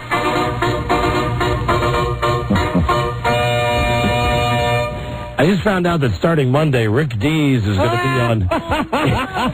be on Z104. Oh my God! Now, Rigdon. Now listen.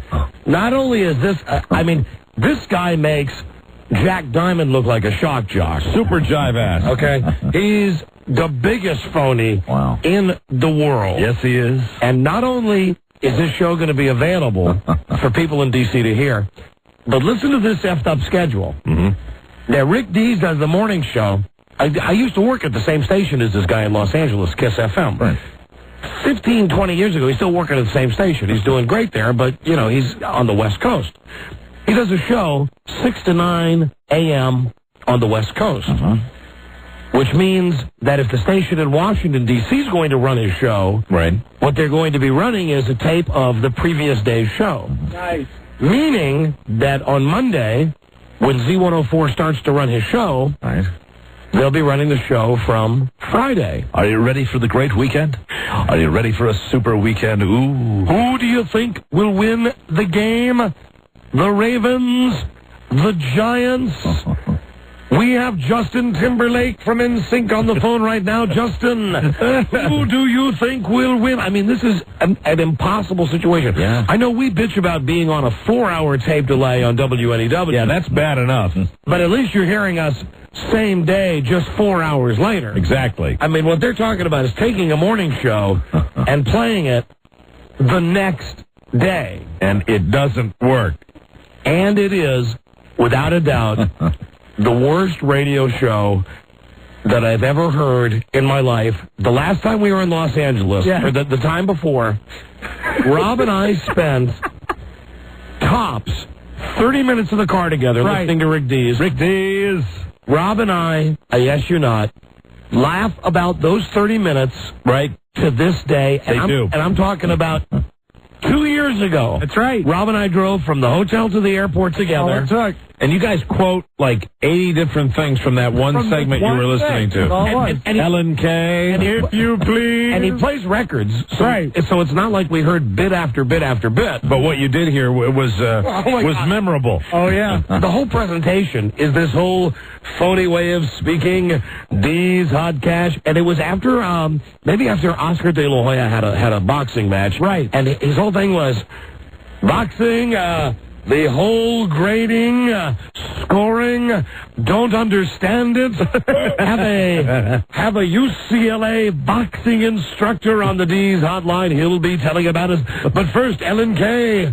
I know there's news about the Backstreet Boys. It appears that one of them wasn't nice to their fans last night on the strip.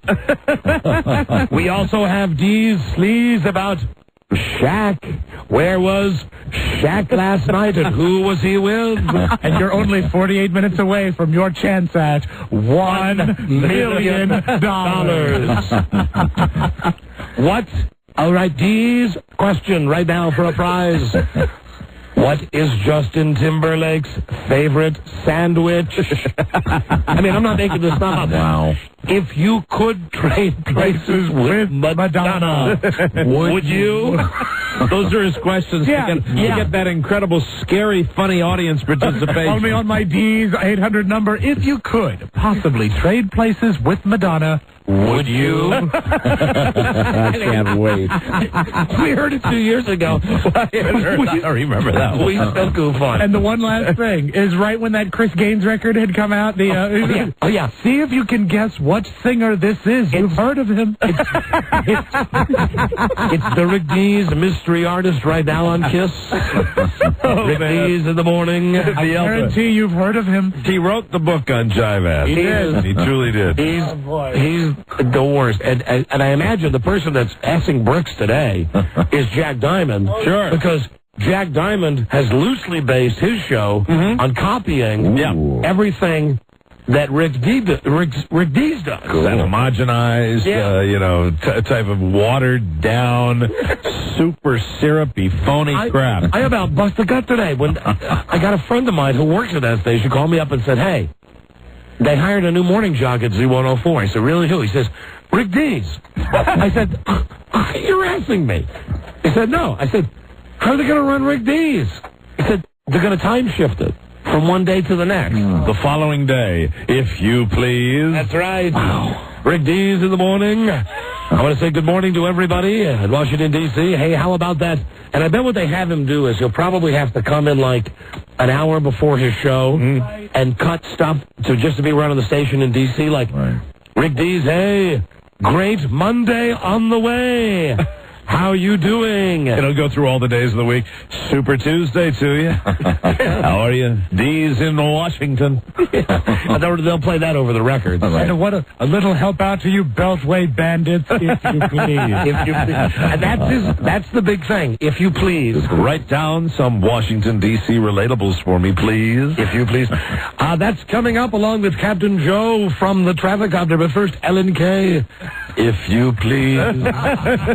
If you please. And he's been doing it a long time now. If you could trade places with Madonna, would you? Would you? Calling now on the D's hotline, D's Hot Cash. D's Petroleum Jelly. Woo! He's the biggest jive ass in the world. Great. Oh, God. It's so good because we've goofed on him for years. Right. And people in D.C., and as a matter of fact, since we're not heard in Los Angeles, people in all of the markets that we broadcast to have never heard him before. Right. I mean, maybe you've heard his weekend show. He does like a Casey Kasem show. Yes, he does, absolutely. But that is slickly produced, and even though he's being Rick Dees on that. Yeah, you don't get the real guy. No. The real phony guy. Rick Dees in the morning. Hey, I've got my wife Julie on the phone right now who's going to call in and pretend to be Cher. Because that's his whole big thing, that his wife Is calls in and does bits? Yes. Oh, yeah. From her home, from their palatial estate? Yes. A lot of times she'll do it right after he reads the school lunch menus, if you please. I wonder how that's going to fly. Oh, man. The L.A. school lunch Pizza menu. and tater tots. Yeah, we heard him do that one day, too. We sure did. Jesus Christ. Rigdon. Rigdon, yeah, that's, okay, now that's... Oh, boy. That's the best part about him. That even when I worked at Kiss FM in Los Angeles back almost 20 years ago when Frida and I were first married, Rick Dees was the morning guy and I was the night guy. And the program director, Don Benson, said to me, "Do you know Rick Dees' real name?" And I said, "No." And he said, "Well, his last name is Dees, but his first name is Rigdon." I said, "Really? What a fag name that is." He said, R-I-G-D-O-N. He Rigdon. said, "It's an unspoken rule that no one at the station can ever refer to him as Rigdon." So one day, the wrong guy to tell that to. one day we're walking out of the station. Oh, dear. The program director and I, Kiss FM at the time was in the Motown building right off Sunset Boulevard. And we were walking out, going to lunch, and Rick Dees is coming around the corner. And, you know, I used to make fun of him for driving a Cadillac, and now I drive a Cadillac. That's true. I remember that. But 20 years ago, he came around the corner in his old man Cadillac, and he waved, and I yelled at the top of my lungs, "Hey, Rigdon! Oh, no. Hey, Rigdon!" And Don Benson got all pissed off. Oh, really? You know, yeah, don't call him. Call. That's what happened. Look and that's what happened when you called him Rigdon. The Cadillac was total. Don't call him Rigdon. Oh, that's funny. Rick Dees. Rick Dees making my syndication deal happen. Rigdon Dees. Good Friday morning, everybody. Even though, you know, when he's looking for all those early calls from Washington, if somebody calls us, "Hi, welcome to Washington, Rigdon," then he'd probably know who that came from. But how do you get past the part where the show that's going to air on Monday aired on Friday in Los Angeles? You know, that's right. It's not like our show where they're, I mean, delaying is tough enough. It really is. A 4-hour delay you can deal with. A 24-hour delay. It's not like he's fighting grand topicality, though. I mean, like stuff like the Super Bowl will trip him up, but he's going to be talking about, what, Madonna and the Backstreet Boys. That stuff will keep All right, but what about the next time Princess Di runs her car into a pole? All right. It's a tragedy, if you please. Sad moment, if you please, Rigdon Dees. Yeah, he would probably have to, again, he'd get a call at 3 a.m. Good. It'll be like this. Good Monday morning to you.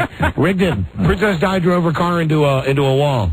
All right, I'll cut some liners. 3, 2, 1. Z104, Rick Dees. So sad about the loss of Princess Di.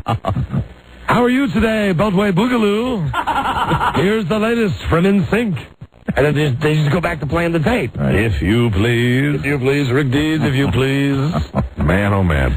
That's the sign. And incidentally, if you work at Z104, you should start sending out your tape and resume now. Yeah, good idea. Because that's the official sign that they've given up on that radio station. Yeah, absolutely. I mean, they didn't get all the watertight doors sealed. They're flooding all the bulkheads. I mean, they had a bad show before.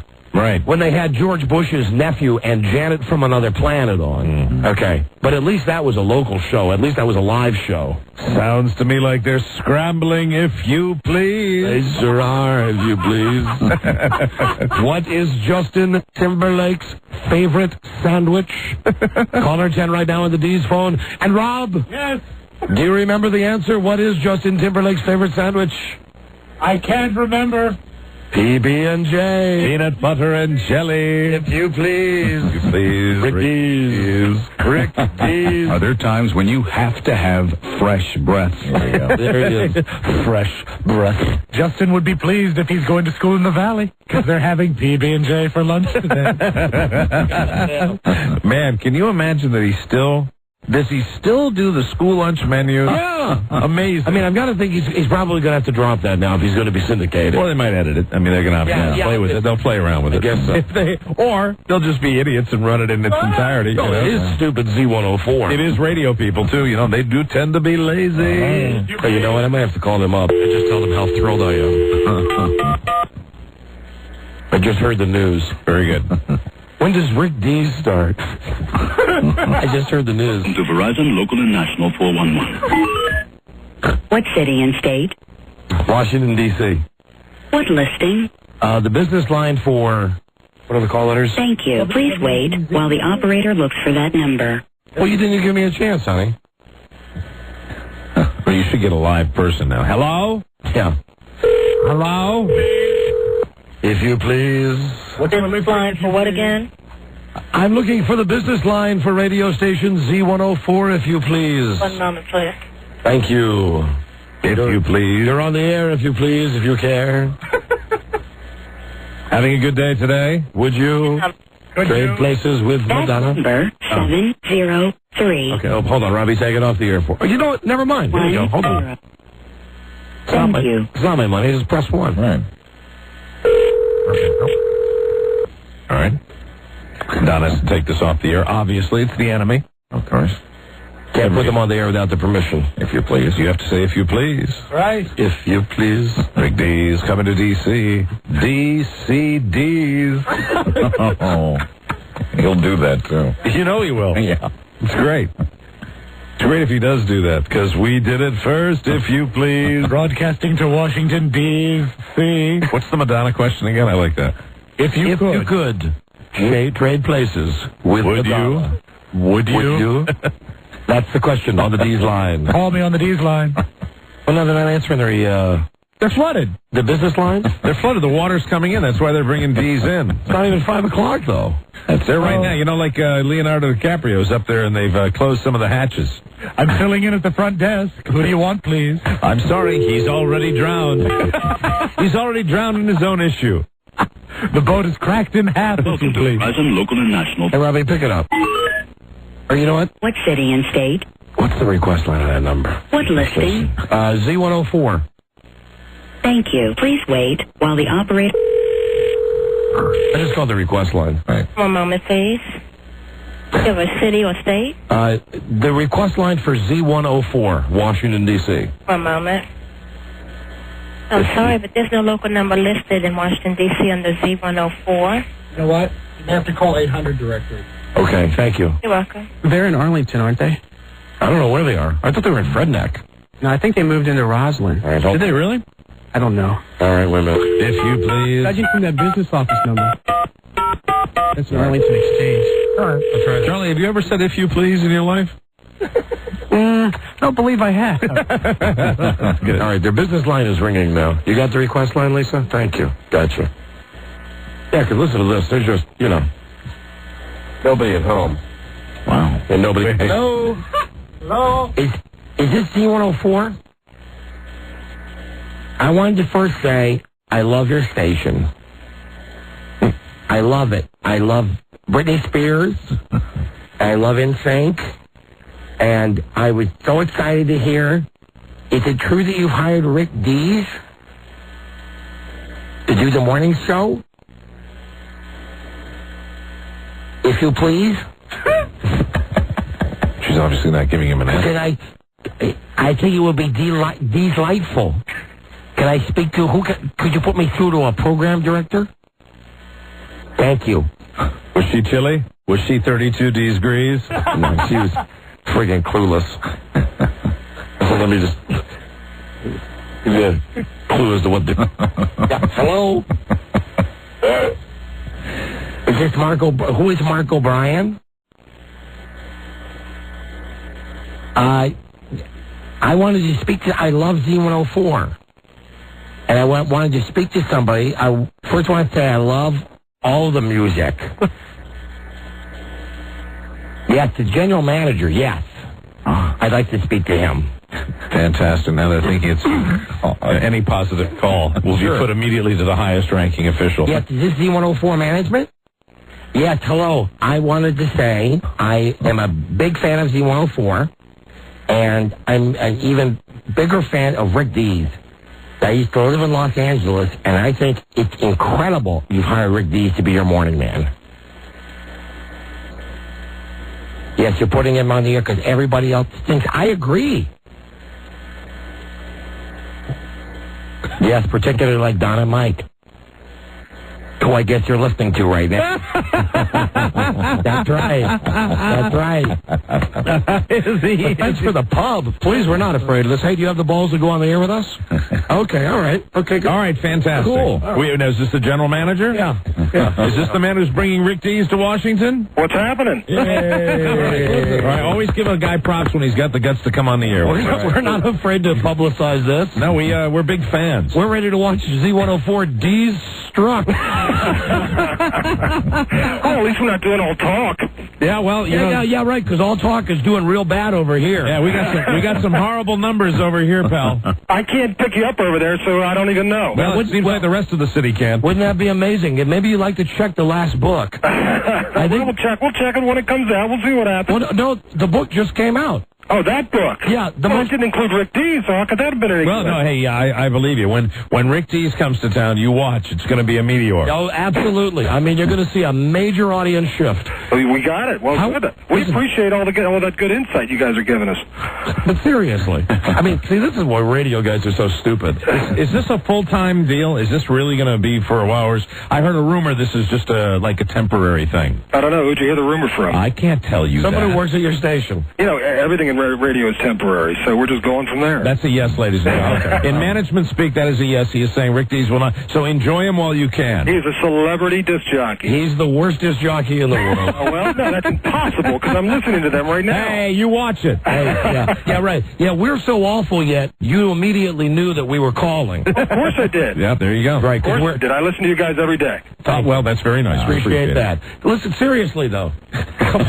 What, are you high? Which is impossible, but go ahead. Rick Dees. Rick Dees? When does he start? Starts on Monday. You guys will be listening. Oh, my God. Yes, we will. Oh, I promise I'll listen. Absolutely. Absolutely, I promise. It'll make for great breaks for you in the afternoon. I will bust a nut listening on Monday. I promise. We're happy to help you guys, give you guys material. And you know, and the best thing I'm going to like about listening to Rick Dees on Monday is hearing his show from Friday. No, well, that won't be the case. Really? That will not be the case. How will you manage that? Well, that's private information. I mean, between you and Elliot, DC 101, I'm getting all kinds of great publicity. So it's not going to be from Friday's show? Nope. What is it going to be? Well, I can't get into that. I can't speak that. Yeah, you're lying. Now he's lying. Now he's going into that management. I love talking to guys from other radios. I haven't lied in 5 minutes. Oh, God. All right. I know what you're doing. You're going to run it on tape, but then at 9 o'clock you're going to pick it up live, so technically you could say you're running the last hour live. I can guarantee you that a good portion of this show will be live on Monday. On Monday? How about on Tuesday? I can guarantee you that as well. Really? Live to Washington, D.C.? Absolutely. So starting at what time? You listen. Starting at what time? You guys listen and you'll find out. Well, you're talking about we're giving you all this great publicity. Starting at what time? You can tell us that. I expected the bill in the mail, too. You can share at least when he's going to be live. He will be live. I'll give you an example. Check the 9 o'clock hour out on Monday. All right, see, that's just what I just told you. Yeah, so when he comes in all sleepy and stuff, you'll get that first hour at 9 o'clock. And we've heard that first hour, too. You guys love him. That's a bad hour. You know, you're right. We do love him. Absolutely. Yeah, we're glad he's coming to Washington. I'm telling you, that 6 to 7, that's a weak hour, man. That's a weak hour. There's a lot of records in that hour. All right, well, listen, Z104, good luck to you. We appreciate the help, guys. We are trembling right now. The competition, D's degree. Thanks, guys. We appreciate it. All right, see you later. Thanks for coming on the air with us. You got it. That was great. Yeah, that's too funny. Yeah. That's too funny. You know what? I should really call that guy back. Hold on, but no, I'm serious. What can I do with this number? How do you redial? Star something to redial. Star 9. Won't work on the warm line. Crap. What do you want? Can somebody call that guy? Call the guy back. Because I want to just talk to him real quick. One thing I forgot to tell him. In the meantime, let's talk to Noelle. Hi, Noelle. Hi. Oh, are you calling for what you got in there? Yes. Yes. Have you run the item past Charlie and Lisa? Yes, I ran it past Charlie. And what did Charlie say? He asked me if I could clean it off. Oh, brother. Fascinating. Well, it sounds like you're in. Sounds to me like you're a contestant for our $1,000 giveaway tomorrow. Hey, I need the money. All right, Noelle, we'd love to have you down here. Hold on, okay? Okay. All right, thank you. Well, that's the first Noel. Hey, I get it, Buzz. Anybody have the number for that station? We're working it up right now. Just call the guy up and tell him I want to talk to him again on the air. Real fast. That's all. Because he had balls to come on the air. He did indeed, yes. Was that the GM that we were talking to? Yeah. He's like all stupid radio guys, though. Thanks for the pub. Sure. Please. We don't care talking. We don't mind talking about the radio station. Absolutely not. I have no worries. Yeah, we gave him the pub. He said he listened every day. That's good. Yeah. That was nice. So his name was... Can I have your general manager, please? Thank you. As long as he's a fan of the show. Right. Just one important thing I forgot to tell him. What's the deal? When I asked for the general manager, she gave me his name and then hung up. In that conversation, he did say he listened to the show, and of course, anybody that's on our show now, it's the property of the show. I mean, in the old days, remember that? When hey, I love you guys. And then we just go back and edit it out. It would be, the competition agrees. Here he is, and, we find out who it is. Here is so-and-so, general manager of Z104. I listen to Don and Mike every day. That's, you always have to remember when you go on the show. Yeah. Well, we're past that now. Yeah, we are, because it's not, it's not. They're not, they're not. It doesn't mean anything. Right. They don't even pull a two-share. They're laughing stock. However, they're laughing stock that could be our next home. Yeah, that's right. Go back on Don for one more second. You tell me he's on the air? Hold on 1 second. They'll be right with you on air, okay? What's his name? Mark O'Brien. Is this Mark? Mark? Yeah. Hey, listen, here's what I forgot to mention to you very seriously. Yeah. After this Rick Dees thing blows up, and who knows, even if it doesn't. You mean blows up in a good way? Yeah, or whatever. Whatever happens, Mark. Cool. Being as you're a listener of our show, and we appreciate that. Do I get a T-shirt? You should just know that we're mildly unhappy working here. So I just wanted to mention that it wouldn't be a precedent-setting move for us to jump from one station to another station with a different format. I thought Infinity paid the most money, though. Well, you know something, you can blaze a new trail. So just keep that in mind. We got you covered. Hey, come on over. All right, we'll find a spot for you guys. Just keep that in mind. Just keep all the options open. Thank you. All right, man. All right, bye Mark. See you. See you. See ya. Yeah. Is your picture working for that douchebag? Yep. Yes, I can. Yeah, I know you. So can I. So can I. That's right. Yeah. Great bit, Don. All right. That was a terrific comedy bit. That last part right there. We got to do a break. Oh, my. I like that last funny bit. Yeah, funny bit. Yeah. Funny bit that we go work at Z104. Yeah, call him off the air, Rob. We will be right back. This is the Don and Mike Show. Excuse me, Chief. I got something here you might want to see.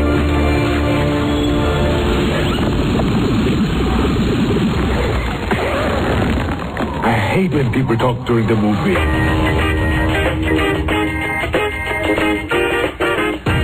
Wearing their game day attire, Don Geronimo and Mike O'Mara. What happened to the, what are you looking for? That promo about how good our ratings are here. I'm pissed at that guy at Z104 for making fun of the fact that he couldn't pick the station up. Right. You guys already pulled out that promo? Provo says we're number one in like 39 categories. I guess I have. Well, it's the most listened to radio show, I should say, in Washington. That promo? That's a good promo. They should run that all the time. They should run it every day. What happened to it? I bet Jim McClure erased it. Where did it go? Out of spite. Out of pure pent-up aggression and spite. Where did it go? Right. Well, don't think I'll fix his wagon. I'll fix his wagon. All right, wait a minute. Hold on. Making me stand outside in my underwear and do jumping jacks. I'll erase the tape of the promo. Wait a minute. What's this one? WJFK is Don and Mike. Where are you listening to us from? No, that ain't it. WJFK is Don and Mike. Where are... No, that ain't it. I got it in my glove compartment. Last time on the Don and Mike Show. Where are you... No, that ain't it. I don't think it... Jim is actually playing the game with it. 106.7 well. Check it out. What, they ran the promo for 3 whole days? It promotes you, though. Yeah. You understand that, don't you? Hey, where is that? It totally promotes you. So I erase it. I already looked at it, Lisa. I don't see it. When you're... I'm going to be playing What You Got In There. And that's where it is. It's between my McClure pillows. Now we got 20 people in here looking for a tape that I just spent the last 5 minutes looking for. I'm positive it's not in here now. Of course it's gone. It's not right. I took it out. It's in here because I saw it today. You wanted to keep it? You saw it today? Pretty sure I did. Where? It's labeled P6. Rob, do you have it in your pants? Here's... You know what? Look at... These are all... Rob's got it. But wait. I had it slated to play later in the show. Oh, okay. That was my fault. All right, okay. All right, thank you. Well, Jim McClure could have pulled it. Yes. Yeah, we got it. We found it. Well, wait, say that again, Charlie. What, Charlie? Why are you coming in and whispering? Is that on mic? Is this mic turned off? Oh, it, maybe it is. Yeah, what? Program. We thought you were just coming in and whispering. No, I wasn't. So will you tell Jimmy you're sorry now? You know what? No. What? What is this? What? What is happening here? Nothing. Right now. What did you come in to say, really? He came in to say, will you tell Jim McClure that I'm sorry? Right now. Oh, okay. It was Charlie Broyhill being funny. I couldn't hear it. And because we had the microphones in a weird position. Right. Listen, Mike and me were just trying to cut a network commercial. Right. I swear to God, we just went into this. They said, we have to do this during the break. We said, yeah, no problem at all. We're going to go ahead and do it. We're not going to do it like Major Bill. We'll do it straight. Mm-hmm. And we started with this copy, and we had no idea what the product was, and we started cracking up. It's for a worldwide monkey-gram. Yeah, well, can we give him a freebie? You know, just to the part where it says it? The answer is a worldwide monkey-gram. Sure. A monkey-gram is a cuddly, huggable super plus monkey. It runs in its own special box. It comes with the finest truffles. And Green Mountain chocolates. Hey, honey, I got a monkey-gram. How are we supposed to read that straight? We can't. No, you can't. So that's why Broyhill's microphone was screwed up. Oh, and listen, okay. And for the guy at Z104, who said, hey, I don't know, I can't pick your station up over here. Mm-hmm. Like you got so many ratings that you want to brag about. Hey, listen to this, douchebag. Once again, the #1 rated radio show in Washington is on 106.7 WJFK. Hello, Don and Mike Show. We're #1 12 slots in our time slot. Men 2554, you've rewarded us with the perfect share, a 10 share. Men 18 to 49, an 11.8 share. Men 18 to 44, another perfect 10 share. We can't thank you enough. Don and Mike, #1. Again, 106.7 WJFK. Enough said. You hear that? Yeah. The #1 radio show in Washington, D.C. Thank you. As a matter of fact, I bet our ratings are higher than all the other shifts on Z104 put together. You bet. But it doesn't mean we wouldn't be willing to work there. That could change. Will you guys give up on playing that same box of records over and over again? Absolutely. Call us up. When you're going to blow up the entire bridge, always leave a space for the general manager. Because, we've gone to 2 other stations that have been down on their luck. Mm-hmm. Yeah, we have these success stories where we go from worst to first. We turn them around. Yeah. What were we when we started here? Oh, my God. It was horrible, wasn't it? We were in 28th place. 28th place. 28th place when we started. Thank God for our listeners. Yeah. Thank God. That's right. Otherwise, we'd be working for a dick like that guy at Z104. He'd be telling us, hey, man, you got to play at least 8 records an hour. No, that deal would not be the case. All right, it is movie time with Chuck Stossel, the mother chucker. Charlie? Yes, Don. Did you go see Oh Brother, Where Art Thou? Yeah, I did. And?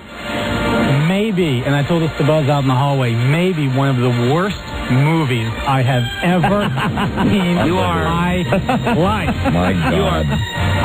Up in May or on May. I was ready to walk out of this. Of course you were. Of course you were. I understand. It's not as good as What Women Want. No, it wasn't. Nor Castaway. Oh, my God. It was almost as bad as Battlefield Earth. So I guess the Golden Globes were wrong when they gave George Clooney the Golden Globe. I'd have to see who else was nominated. He was an incredible guy. You ever heard of Robert De Niro? Robert De Niro. You ever heard of Meet the Parents? Jim Carrey? Mm-hmm. I would have given it to Jim Carrey. Of course you would have. I can't believe that. I'm telling you, Oh Brother, Where Art Thou is one of the greatest movies I have seen. What did you like about it? In the last 10 years. What did you like about it? Okay, you want to get serious with me? Absolutely. I liked the spiritual aspect. I liked the fact that it drew on Homer's Odyssey. I enjoyed the music. I thought it was funny. I thought it was countrified kind of... Yes. Okay, bluegrass. Yes. I thought lots of things were funny, especially after I left the theater. Like, I'll give you one for instance. Yeah. We thought you was a toad. I've been laughing about that for the last 2 weeks. Gopher? Yeah, right. Maybe it'll grow on me. Buzz recommended I go see it again. Maybe I will. Yeah, I'm telling you. And Mike, if ever you needed a recommendation to go see the movie. Oh, now I have to go see it. There it is. Absolutely. Stossel hated it. I have to go see it and find out what all this hubbub is This about. seems to be, though, like Unbreakable, a movie that I really liked. You either love it or hate it. I heard the same thing about Oh Brother. Okay, well, I'm telling you, Oh Brother, Where Art Thou is a great friggin' movie. I highly recommend it. Me too. Certainly better than that fag What Women Want movie. I was looking for Oh Brother, Where Art Thou the other day when I was in the theater, and I was going to see The Emperor's New Groove. Beware the groove. Well, that's because you have kids, Mike. Oh, no, Don, they stayed home. Yes, that's because I was with my children, and I have not fallen asleep, sound asleep, like snoring, head back, sound asleep in a movie theater for a long time. My wife informed me that I was out for 45 minutes. Out. That's almost the whole movie. Yeah, exactly. I woke up and there was 15 minutes left. It was fantastic. You know, speaking of What Women Want, it is now officially the biggest hit Mel Gibson has ever had. By leaps and bounds.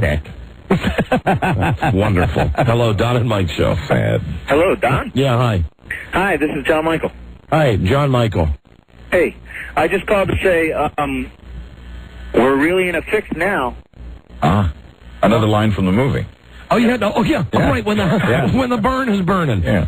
Right. Oh, we're really in a fix now. Right. That made They're me laugh. machine gunning the barn. Yeah, okay, hold on. Don't ruin it, because Mike hasn't seen it yet. Don't tell him all the funny parts. Well, let me just tell you, standing on its own, I sure hope I see it in context, because I'm not really laughing when I hear it all by itself right now. And you know what? On purpose. I'm not nearly as funny as you are. On purpose. I'm not going to let you know all of the stuff. And do you think, let me ask you a question about this movie, the old Go Wide thing, where it's been out in New York, and it's been out a long time, with the Golden Globe win for George Clooney. Do you think they're going to put this in a few more theaters? No. No, it's not making any money. Coen Brothers movies, while they can be very good, don't give a lot at the box office. How come this movie, though? I mean, that was about 40 million. And the Golden Globes, I think that I've seen several of these movies that, like the vampire movie, a lot of the nominations were for, performances that nobody's seen in this Shadow of the Vampire comes out this week, and we'll talk about that. Okay. Well, I'm telling you, this Oh Brother, Where Art Thou? Kicks ass. Hey, Don and Mike? Yeah, hello. Could I speak to your movie reviewer wearing the pantyhose, please? He's here. Go ahead. Hey, Charlie, that is, besides maybe Pulp Fiction, the best movie I've ever seen. It was funny. It was artsy. It was clever. I can understand why you didn't like it based upon some of the other movies you've recommended in the past. But I just cannot believe that you would put that down there on the bottom with that Travolta crap movie. And that I didn't laugh. I laughed a couple times. I'm telling you, and I said this when I saw it. It is not the type of movie that you see and you immediately go, oh, well, see, like something about Mary. However, expecting Raising Arizona. When you leave and you think about things in the movie, hate it. And I got to say this now. You tell me. I hated Raising Arizona. Passionately hated Raising Arizona. Does movie like it now? Huh? I mean, do you like it after time, or do you still Raising the Arizona? movie's nothing like Raising Arizona. I think Raising Arizona sucks. I had the same reaction that Buzz had. I could have sat through the next showing of that movie immediately. It was that good. Yeah, it's an excellent movie. Excellent. Excellent. Anybody out there listening, do not listen to Stossel's review. Absolutely ridiculous. Mike, you will love it. Good. Well, I'm looking forward to going. I'm going to go try to find it. I'll try to find it. Maybe I'll try to find it this weekend in Tampa. I'd go with you. Really? We found it? Yeah, I'd see it again. Let's go see it on Saturday. I know Bart would see it again. I'd love to go see it. We'll go to the movies. Bart loved it. Aren't we exciting people? Bart Go down to Tampa for the Super Bowl and we go to the movies, but there's nothing all else the to golf do. Courses in Tampa. Well, I don't have a golf date. That's fine. Let me call my son. Maybe Saturday. Hey, honey, let me talk to Barty. Okay. Please. God, what if I hate it? I want to tell you something. Not a chance. Don't sit with Don in the movie, though. Sit somewhere else. Don't be influenced. No. I'm going to sit with Don. I'm going to sit like we always do in the theater, side by side. Hey, Barty? Yeah. Hey, listen, when we're down in Tampa, after we go do all the stuff you like to do, Yeah. how would you feel like on Saturday if you and me and Uncle Mike went to see Oh Brother, Where Art Thou? Go for it. Yeah, right. Fantastic. Don't you think Uncle Mike would love that movie? I don't know. Why don't you know? Because of the Rudy incident. Oh. Because you cried at the movie, Rudy. Oh, you think that... But well, explain that, though. You think He's busting your balls. so this is not based in fact at all? No. Come on, Barney. Seriously, we're having a discussion now. I like Rudy. Nobody carries him off the field. We are having a discussion. Charlie Stossel hated Oh Brother, Where Art Thou? What do you expect? But really, seriously, all ball busting aside, don't you think Uncle Mike would like that movie? I don't know. Did he like Fargo? I love... Fargo is one of my all-time favorite movies. Big Lebowski? I didn't see The Big Lebowski in its entirety. Hey, Bart. But I hated Raising Arizona. Hey, Bart. Yeah? We thought you was a toad. and what does John Turturro say back to him, Barney? Do not seek the treasure. We thought you was a toad. For everybody who hasn't seen this movie, this is probably the stupidest thing they've ever heard. You're absolutely right about that, But I'm telling you, it's one of the funniest things in the movie. All right. Now you see, now in context, the marching into the theater, chuckled a little bit. Okay. Yeah, come on. It's a great movie. All right. Well, then you and I take Uncle Mike to see it on Saturday. Okay. All right. Love you. See ya. Love you too. All right. Bye-bye. And Dad? Yeah. By the way, Uncle Mike, just don't forget this. Usually you say do exactly opposite what Charlie says. So you probably love it. Right. Well, yeah. I mean, I've had a lot of it. I've gone that way more often than not.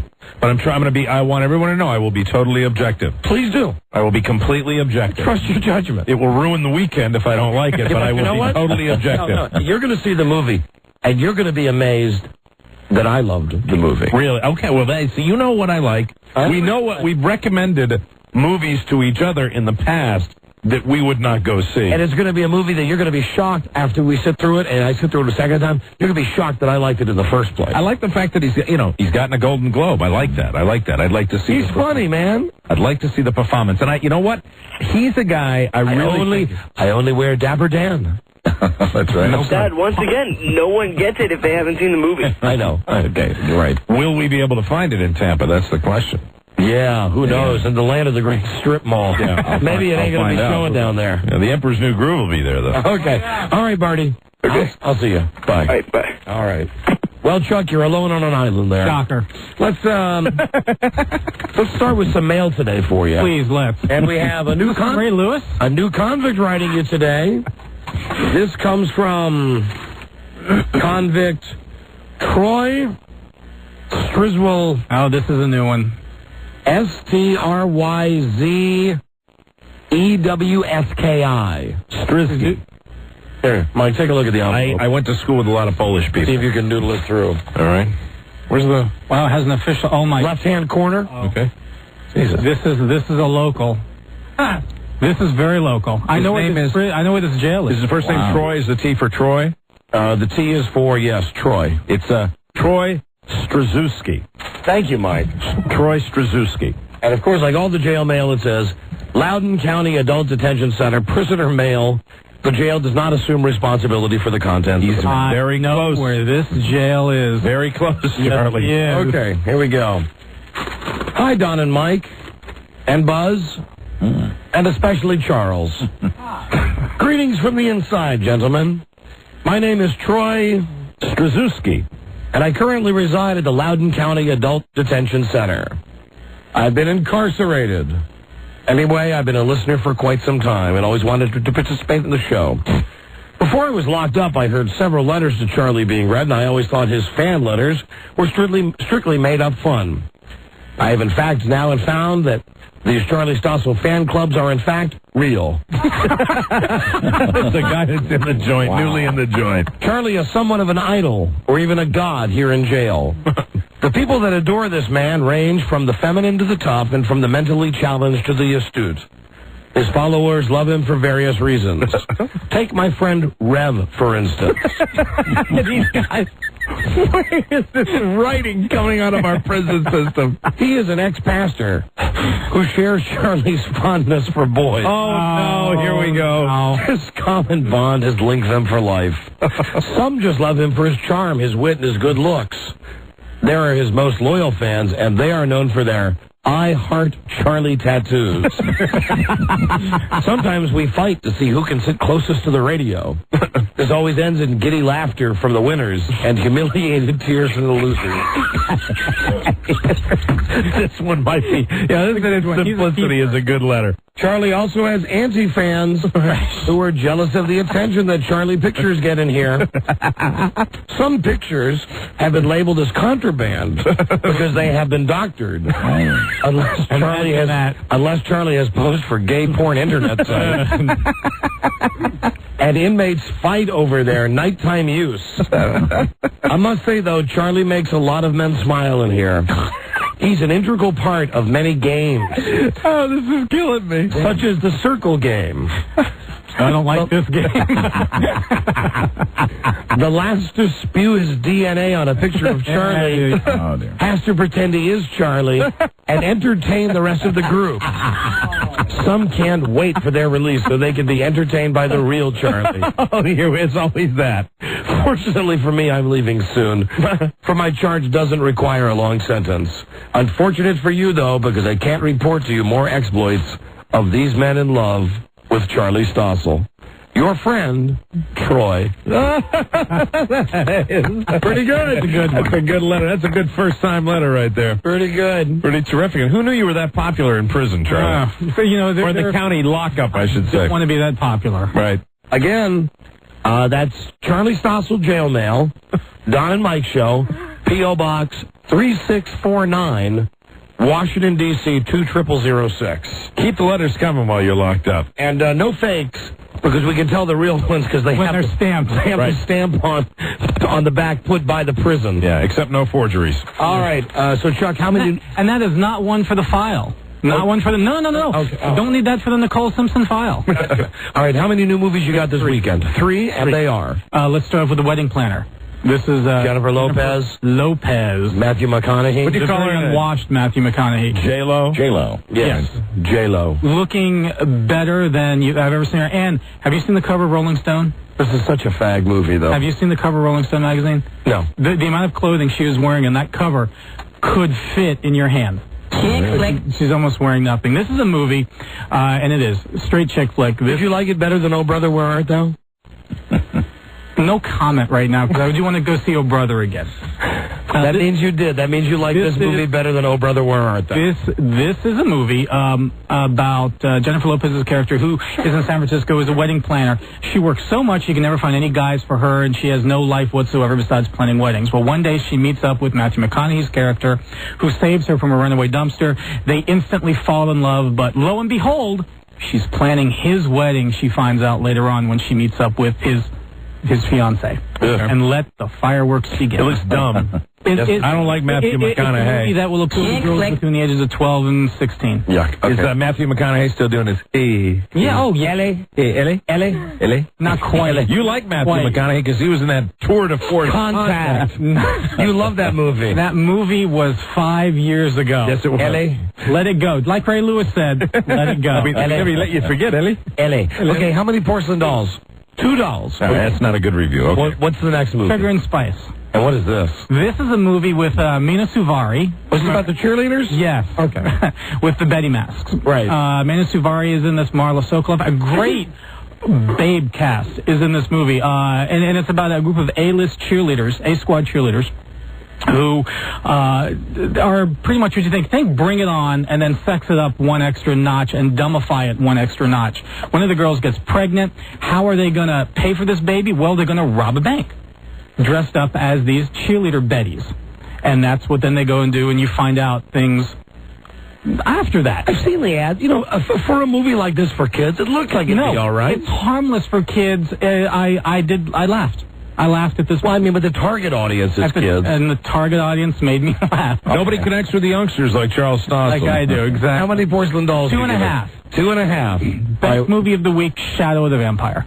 I am Here you go. so glad. Well, in a way, I'm not glad to hear you say that, but I'll tell you right now, I am more excited about this. I love Willem Dafoe. I think he's one of the greatest actors of our time. Malkovich is good in this. And Malkovich is always the same, I think. I mean, he's great, but he's always the same. Kind of psychotic. Okay, but this looks cool. This movie just looks really, really good. Based on the 1922 film called Nosferatu. And if you've seen this picture of Max Schreck, this German actor who the director Murnau got to play in Nosferatu in the original, the guy's a real vampire. He wanted somebody that was very lifelike. So he got a guy with talons and with the pointy ears, and you've seen this black and white picture of this guy, I'm sure. You know what's amazing when you see that, and I've seen clips of that movie, you go back and, you know, it's so antiquated and it's so but it's still scary. It is, and that's why when you see the shadow of the guy. Yeah, when you see that old one, it's like he's scary, and Willem Dafoe looks a lot like that. He got it perfectly, but the thing is, in order for him to play in the movie, he had to be given something, and they were going to give him the drugged up leading lady of the movie. When filming was over, he could do with her what he wanted, which is basically to drink her blood. Right, to eat her, right. Well, people in the crew start falling off right and left, and eventually put two and two together as to what's happening. I've just seen the trailer. John Malkovich plays the director of the movie. You know, exactly. When he goes running, you hate my cameraman. You know, all right, well, how many porcelain dolls? 3.5. 3.5. 3.5. I enjoyed it. It's funny and campy both at the same time, and you know, it's based on a true story. All right, gotcha. Yeah. Hold on, Charlie, you got a question here? Hello, Don and Mike show. Hey, this is Bob. How are you? Hi, Bob. Question for Charlie. You gave that cheerleader flick. What'd you give it? 2 stars? 2.5. Or $2, whatever, $2.50? Yes. Charlie's look on his face. He's waiting for the shoe to drop. What? Does it have any nudity in it? No. Naked. No, I'm sorry. You go get American Beauty if you want her naked. She's not naked in the movie. It's a lot like Bring It On, just a lot of skin, but no naked. So it deserves like $0. For you, maybe. All right. Go see the George Clooney movie. You'll be happy. Oh, Brother, Where Art Thou? Yeah, trust me. Yeah, we're going to be down there. Come down to Tampa with us. You'll love it. Thank you, my friend. Hello, Don and Mike show. Hey, Don? Yes. The guy Max Schreck? Yeah. That's Christopher Walken's character's name in that Batman movie. Yes, it is. Just wanted to let you know that. Oh, I know, and it's the Batman movie with the Penguin, right? Exactly. Yeah. Gotcha. Okay. Catwoman. All right. We have a common bond. Not much call for the Christopher Walken very often. But we love your Christopher Walken. Well, he sounds just like Arnold Schwarzenegger and Jesse Jackson. One guy calls, Mike. People call all the time and tell me they hate me. I let it go. I know, Don. I always try to be less sensitive like you. Let it go. That's right. Someday I strive to be as non-sensitive as you. I really do. I get criticized 1,000 times more than you do. You are. I know. The good cop, bad cop. You're the good cop on this show. As I said, I hope someday to be more, less sensitive. I really do. I strive. One guy I look to you as my inspiration to be less sensitive. One guy called. That's right, and it sticks with me. I'm a perfectionist. You did a perfect Jesse Jackson. It was fun. Now I'm doing Christopher Walken. I'd be damned. I'd be damned if I'm going to let you call me sensitive. Damn. I'll be damned. Damn. I'll be damned. Damn. That's all I can do, but that's it. You do it perfect, though. I've been damned. All right, that's it, Charlie. All right, get out? Yes. All right, guys. So this doll, little man, I give to you. There you go. That's the last part of it. Christopher Walken, Pulp Fiction. That's great. Good movie. I'm sure Charlie hated it. He's going to go see it again. He will go see it again. Yeah. He comes in. You got to give Charlie Stossel his props in one regard. He knows what he's going to get when he comes in and does that. I thought it was the worst. Of course. Did you like What Women Want better? Oh yeah. Jesus H Christ. Jesus J Hawking Fay Ice Cray. Ay ay ay. How do you say ay ay ay in Pig Latin? Aye. Thank you. We will be right back. This is the Don and Mike Show. I received 99 years. The same day I went to trial, there was a man cut another man's nuts off during an aggravated robbery of a convenience store, and he got 40 years. I don't see how the system is actually working. The Don and Mike Show. Find I want you to know right now, Mayor O'Malley from Baltimore, he set up an interview. This is the time. We've arranged the show to be actually on time for a change. Right. I mean, we're late, but we're getting to this segment on time. And he's not on the phone. Mayor O'Malley's not going to talk to us? Well, I mean, we can't find him. He sent us... Well, he says 4 goddamn pages of PR crap about him. The mayor. How old is the mayor? Is he a young man, old man? I since I don't watch Baltimore TV anymore, it's hard to get the perspective. I don't know. Did they call the clinics? Yeah. So that's after the bet, Rob. Oh. He looks relatively young. Thought he was meeting his constituents. I mean, it doesn't say, but, the mayor of Baltimore called. We didn't request this. He called our show. To talk about the bet with Rudy Giuliani up in New York for the Super Bowl. Because we're on in New York. So, come on, Mayor.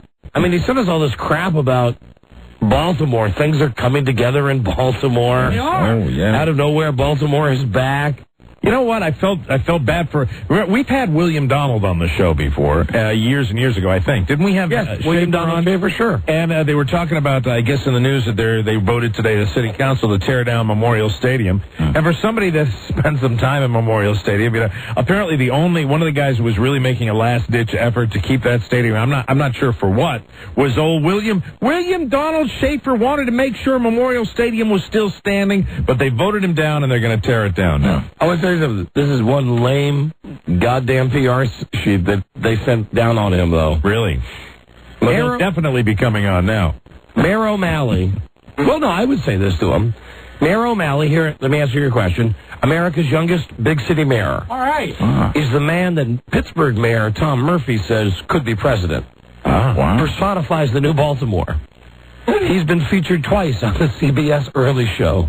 Very good. Once on NBC's Today's Show. And has been pictured in the New York Times and Los Angeles Times. All right. Are you like me? Why are they doing this for a mayor?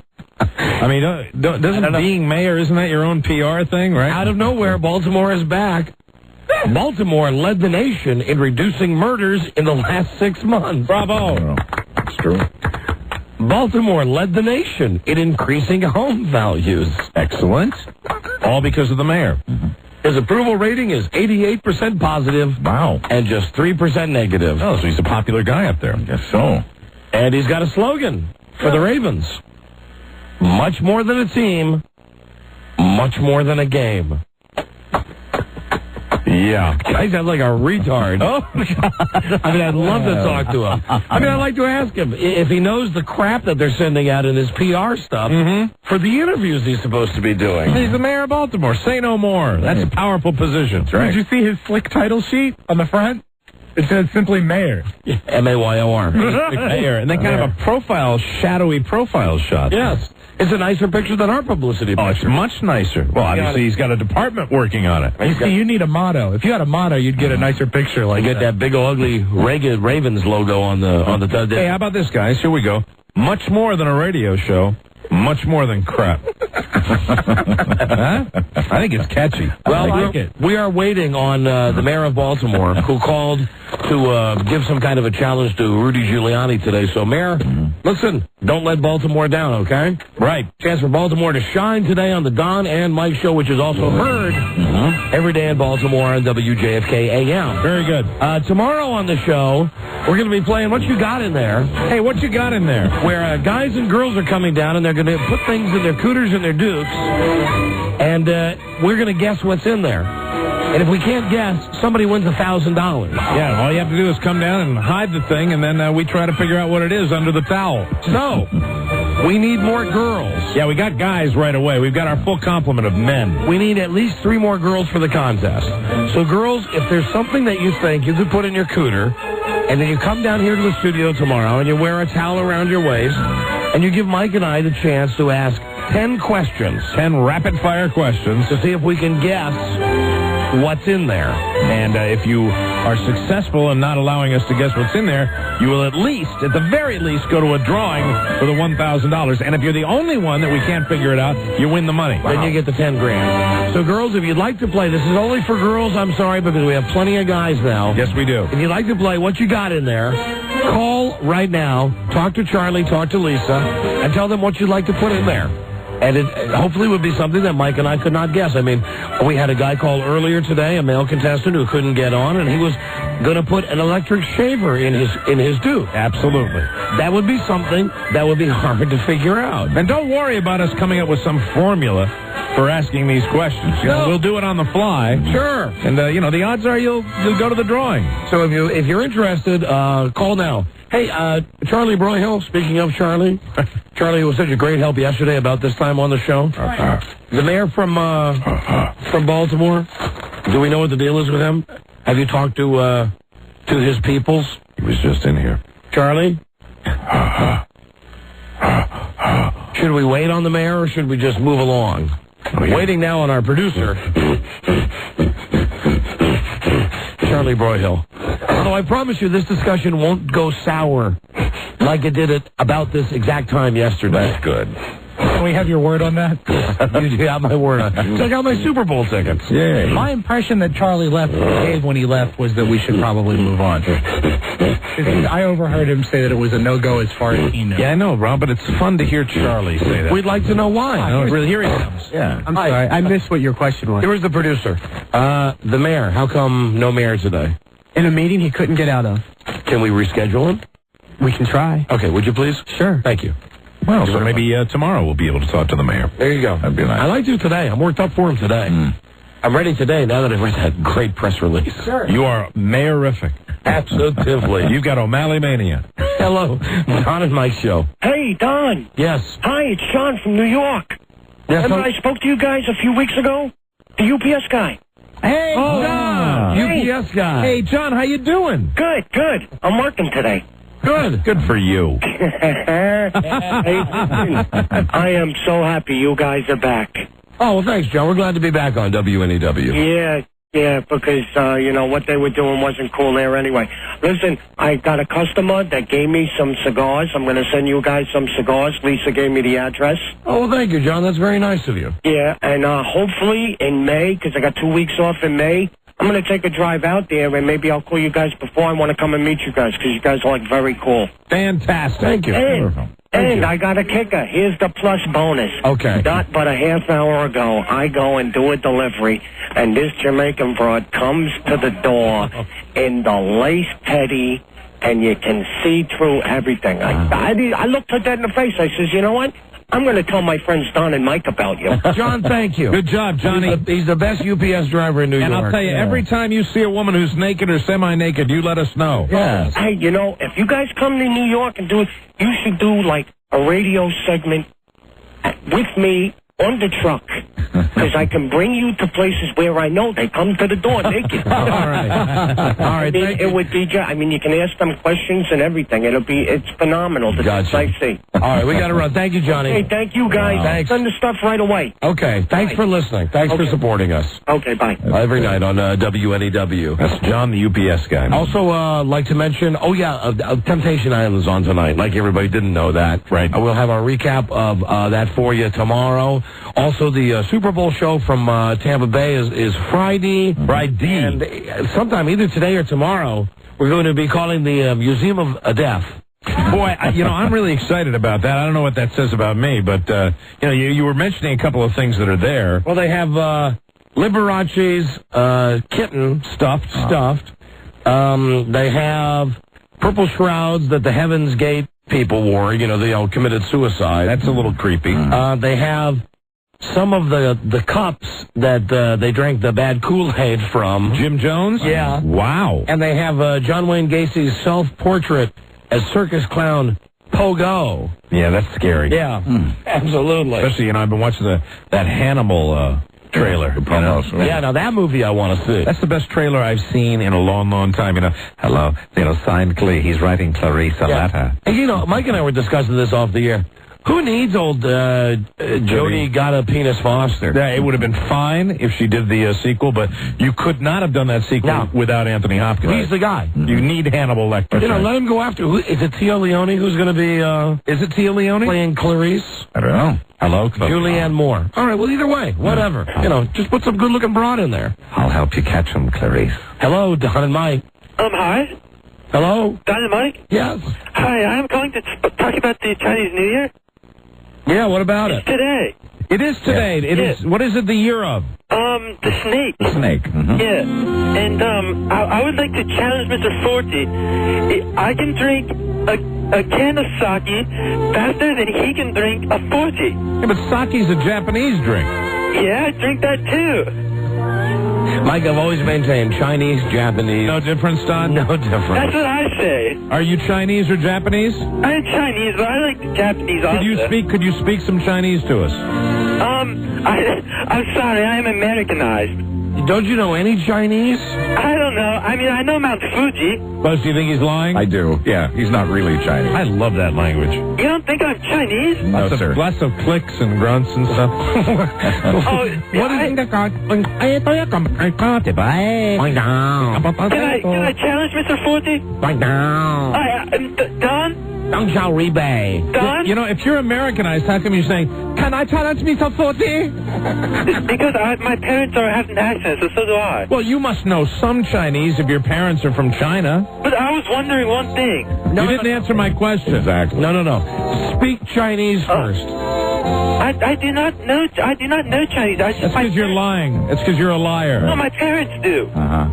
Right. Wait, can I ask you one thing? No. Please? No. Why? Because this whole call has been a setup so that you can fine. say You want me to speak some Chinese? You really do? Yes. You really do? You really do, fake accent? Young Chi Sao, Wang Ming Wan King. You're making that No, up. I am not. Yes, you are. No, I'm not. That is the worst Chinese I've ever heard. Oh, that is real Chinese. We want a real Chinaman. I am a real Chinaman. No, you're not a real Chinaman. And I have a shrimpy penis. I can prove it. You have a what? A shrimpy penis. Just A like shrimpy the rest, penis. Just like the rest of the Chinese. All right, let me find out if you're really Chinese. Okay. Tell me something. Yes? So how much would you charge me for 6 shirts? No. 6 shirts. I would charge you $2. $2? Yes. He's not authentic. No, you're not a real Chinaman. Why? Because that's not... In China, shirts are very cheap. The whole accent is so It's such a bad Chinese accent. Really? I do not know why you don't think I'm Chinese. This should settle it. Do you like fat chicks? No, I do not like fat chicks. That's Korean. Oh. But again, same What, thing. But I like Koreans also. Thank you very much. Hold on, here's Lisa. Hi, Lisa. This guy did not sound like this when I talked to him. He sounded a little bit like he could have been of the Asian persuasion. But, I mean, a little bit. You know, you could tell a little, undertone and a little accent in his voice, but did not sound anything close to this. So you think he's tweaking it up now that he's on the air? A little bit. Did you ask him to speak Chinese at all? No. No. Well, come on, say something, or we're just going to move on. Hello? Hello? All right, okay. I can. Goodbye. Don? Hello, Don and Mike Show. Hey, guys, I'm American, tried and true. So right on. I wanted to see if you guys wanted to take a quick TV catchphrase quiz. Sure, go. Okay. Kiss my grits. Oh, Alice. Okay. What you talking about? Different strokes. Looking good. Good times. No. No. Chico and the Man. Looking good. Oh, yeah, Chico and the Man. Rob. No, we were looking for Don Geronimo, King of Queens. Correct. Very good. Very clever. Thank you. Thank you, my friend. That caller would henceforth be known as the Cleverman. Hello, Don and Mike Show. Hello. Don and Mike. Yeah. It's your old intern, Nick Joe. Hey, all right, now, listen. Here's a real Chinaman. You remember how difficult... well, he was Korean also. Well, same thing. Right. Same thing. Same continent. Hey, Nick, remember how difficult it was to get you to speak your native tongue? It wasn't that difficult. You hated it. You hated it. You hated it. You did. Well, that was a long time ago. I'm a much more secure Chinaman, Korean-man, if you will, than I was back then. What did he do that cracked us up all the time? What was there? There was one bit he did. I'm trying to remember. Well, he did a lot of stuff. First, we made him wear the rice patty hat all the time everywhere. Hysterical. There was a day we had him outside eating Chinese food to see how much food he could eat. One time we sent him down. Did we send him down to Chinatown to do something? Didn't he do like the Chinese accent? Isn't that what you did, Nick? Yeah, I tried. Wait, what was that bit you used to do where you did a Chinese accent? Do that Well, Chinese you mean accent. singing Kumbaya? Yeah, go ahead. Sing Kumbaya. Kumbaya, Maro. Kumbaya, Oro. Kumbaya. But you're forgetting the best thing thing about Nick. What? He slept with his teacher. Yes. Oh, that's right. That's right. You told us on the air that you made love with one of your teachers in school. That's right. Well, listen, Nick, are you calling in, to celebrate the Chinese New Year? Not to do that. I wanted to kick that guy's ass if he was still on the air. This No, he's off the air. Little white M&M-looking guy sitting in his little car, thinking, oh, it would be funny to call Don and Mike as a Chinaman. Oh, yeah, it'd be so funny. So funny. Well, do you have a message for him in your native tongue? Yes, I actually do. Very good. And make it lengthy. Okay, 이 자식아. 너 한번 이쪽으로 와. 너 죽인다. 너 이렇게 마음대로 그렇게 그런 소리 할 수 있는지 알아? 내 가만히 있을 줄 알아? 너 이 똥쌍놈의 새끼? 난 아무튼 너 죽여. 빨리 와. Yeah, worked up. Oh, that's good. Well said. I like that. Well said. Fantastic. How are you, Nick Joe? I'm good. Happy Year of the Snake, I guess. Yes, happy Year of the Snake. Glad to hear you're doing well. I am. Thanks. Always listening, always tuning in. Great job, guys. And give us a little more of your Chinese accent. Don't sing Kumbaya, but do that Chinese accent, that American Chinese. You speak English, but you have the Chinese accent. Used to do. Yeah. Yeah, go ahead. Yeah, do that. You mean I talk like this? No. It's a $5 1 cent. You got penny? Okay. That's the Nick Joe. That's it. All right, goodbye, Nick Joe. Take care. Love you guys. See ya. Bye-bye. He's a good guy. See, not everybody leaves this show at hatred. No. You know, Joe Rockhead, Nick Joe, we have had some interns who have left and remained friends. Alex Cleveland. Yes. Now working at the Red Eye Grill in New York City. Right. Hello, Don and Mike. Hello, I'm Habib. Hello? Goddamn, we did used to do a lot of stuff to Nick Joe, though. He was funny. He really was. And then he got difficult. Yeah, well, you know what? It was after he screamed our names on the Letterman show. That's it. That's what it went to his head a little bit. Absolutely. But he did that. He was extremely courageous. He had some balls. And he was beautiful with blonde hair. That's right, when we dyed his blonde eyebrows. we dyed his hair. Yes, as we slowly began to hate him. That looked so wrong. That's right. But he did look great in that rice patty hat. And we made him wear that hat everywhere. And you could never get him to do. You couldn't get him to do anything on a weekend because of those retreats. That's true. Oh, yeah. He had marvelous little plastic buck teeth. Don't you remember we would make him wear the plastic buck teeth and the rice patty hat? He was fantastic. He was. We had a lot of fun with Nick Joe. We did. Hey, Joe. Jesus.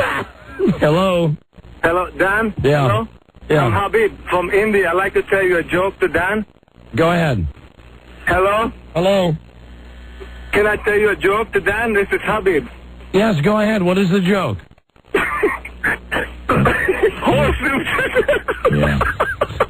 What? I think it's another fake. Yeah. Oh, yeah, okay. This is another fake. All right. It's another imposter. All right, one last call. Hello, Don and Mike Show. I received 99 years. The same day I went to trial, there was a man cut another man's nuts off. During an aggravated robbery of a convenience store, and he got 40 years. I don't see how the system is actually working. Me either. All right, I'm guessing that the mayor of Baltimore is going to be rescheduled for tomorrow, so let's break it. We will be right back. This is the Don and Mike Show. That's right. I'm coming to your corporate headquarters. My plane gets in at 2, and we'll settle this deodorant thing face to face like men. What's your last name again, Phil? All right. I'll see you in 5 hours, Mr. Lacio. Well, maybe they're right.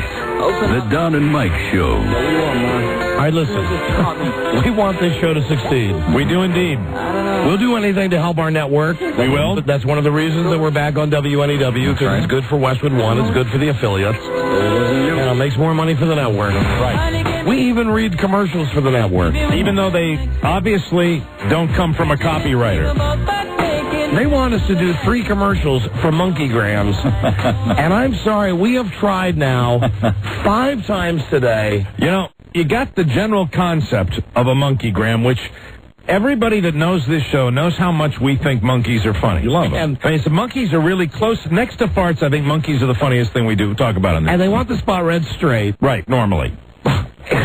Where it's like, call a monkey business counselor now. There's what they have there is probably 2 minutes worth of commercial that we have to read in 60 seconds. We can't. And then they write the numbers out in, we were speaking about Chinese before. These numbers are written in a very strange way. Hey, hand me that copy for a second. It's right down by your feet, because I threw mine away. Hold on a second. and the testimonial. Okay. Listen to this. This is what we're trying to read. We're trying to do this, and we had trouble getting through it. I wish we had the tape. We can't play the tape. There's too many F's. That's right. Too many F's and too many S's. Sorry. Just call, and they. I've done a lot of copy. I've never seen the numbers written in such a way where you can't read it unless you stop the commercial. Here's how it's written. Just call 1-800-8585-101. That's the number. Everybody knows that when you say a 0 in copy, it's O. You do it. You always do it. That's it. But it's written, you would say 1-800-858-5101. But they have it written out. Call 1-800-8585-101. And then at the beginning, it's written, too, with a, F-I-V-E and O-H. Or, it's just stupid. And then it says, imagine their face when they open the box, and out pops an adorable monkey with a message such as, to your girlfriend wife, babe, you know I am your monkey man. Or, I love you like a monkey. Hot monkey love. We're supposed to do this friggin' seriously? It sounds like it hasn't been put together yet. Jesus Christ. I mean, I know the network needs money. Yeah, good luck. We did one. And it's good. If you can splice together the one spot we did, it's terrific. Run with it. Otherwise, have fun. F you. Now, Leah's on the line. Our next guest is one of the stars of the popular television program, The King of Queens, Monday nights at 8 right here on CBS. Here's the lovely Leah Remini, ladies and gentlemen. There she is. Sweet thing. Hello, you darling. must have another woman that you've been talking to, because I cannot believe I haven't talked to you in like a month. Well, no, we don't. We do not. We missed you. We do not. And I called a few times even. You didn't even call me back. Well, it was not passed on to us that you called. Oh, crap. It was not. We love you. Listen, we love talking to you. We have missed having you on the show, too. We have plenty of stuff to talk to you about. I called Shirley weeks ago. And I said, Shirley, what's going on over there? Oh, they're doing this, that, and the other thing. Well, I'm call me back. Well, you know what? Seriously, we went through a gigantic problem. Yeah, we had a meltdown with our network, and there was one day that we walked off the air, and we almost quit. Yeah, Why? because they've been jerking us around. You know how that is. It's all worked out now, but it went from we quit from our New York station, and we walked off the air here, and we had to have meetings and crap. So there's been lots of other stuff going on. Listen, all right. You were good. You were good with Regis. You think so? Yes. Yeah, you looked fantastic. I did? Yes. You did. Yes, you did. And you were cracking Regis up, which is, You know what? I was so out of it because, the backstory, there's always drama with my clothes. Yes. But I found this really good bra from Victoria's Secret that pushes you in. It looks like you have really great tits. And, I'll let it go. What the hell? Why not? And I gave you a minute. I paused. I gave you a second. I know. I'm sure someone else jump will on leave it out. Yeah, but it was fun. It was fun. You don't need it because you got great ones anyway. All right. Well, you don't know that because. Well, no, I am just speculating from when I've seen you on television. But anyway, I put this bra on underneath this white shirt that I had on. And you could totally see it. I mean, you could see the cushion in it. Yes, you could. Through my thing. It was a beautiful... Did you see what I was talking about? No, I didn't see it. I was watching. I was staring at it. I'll tell you exactly what the outfit was. A beautiful white top. Right. And she had on a long black dress that went about to just above the ankle level. And she had on a... Frida's going to be pissed at me because I can't remember what Frida wore yesterday. And she had on a pair of... black just shoes. to get you out of it, Frida won't be upset because I'll tell you why. First of all, it was brown. It was right below the knee, and I had brown shoes on. Well, they had a strap around your top of your foot. All right, yeah, that's true. They did. I know. Hey, did you fly or drive to Vegas? I flew. Didn't you hear the whole story I told about the flying thing? No, because I came in late and I was in the gym and I was watching your beautiful face, but they had it closed captioned. I was sitting and I had to resist the urge to go, I know her. I know, I was flying. Oh, okay. I flew and I was crying. Jackie was holding my hand. And the same thing happened when I went back. And then there's a crazy guy on the flight. I was thinking we're definitely going down with this lunatic. You had a nut on the plane? Yeah, total lunatic. Really? Did Regis hit on you?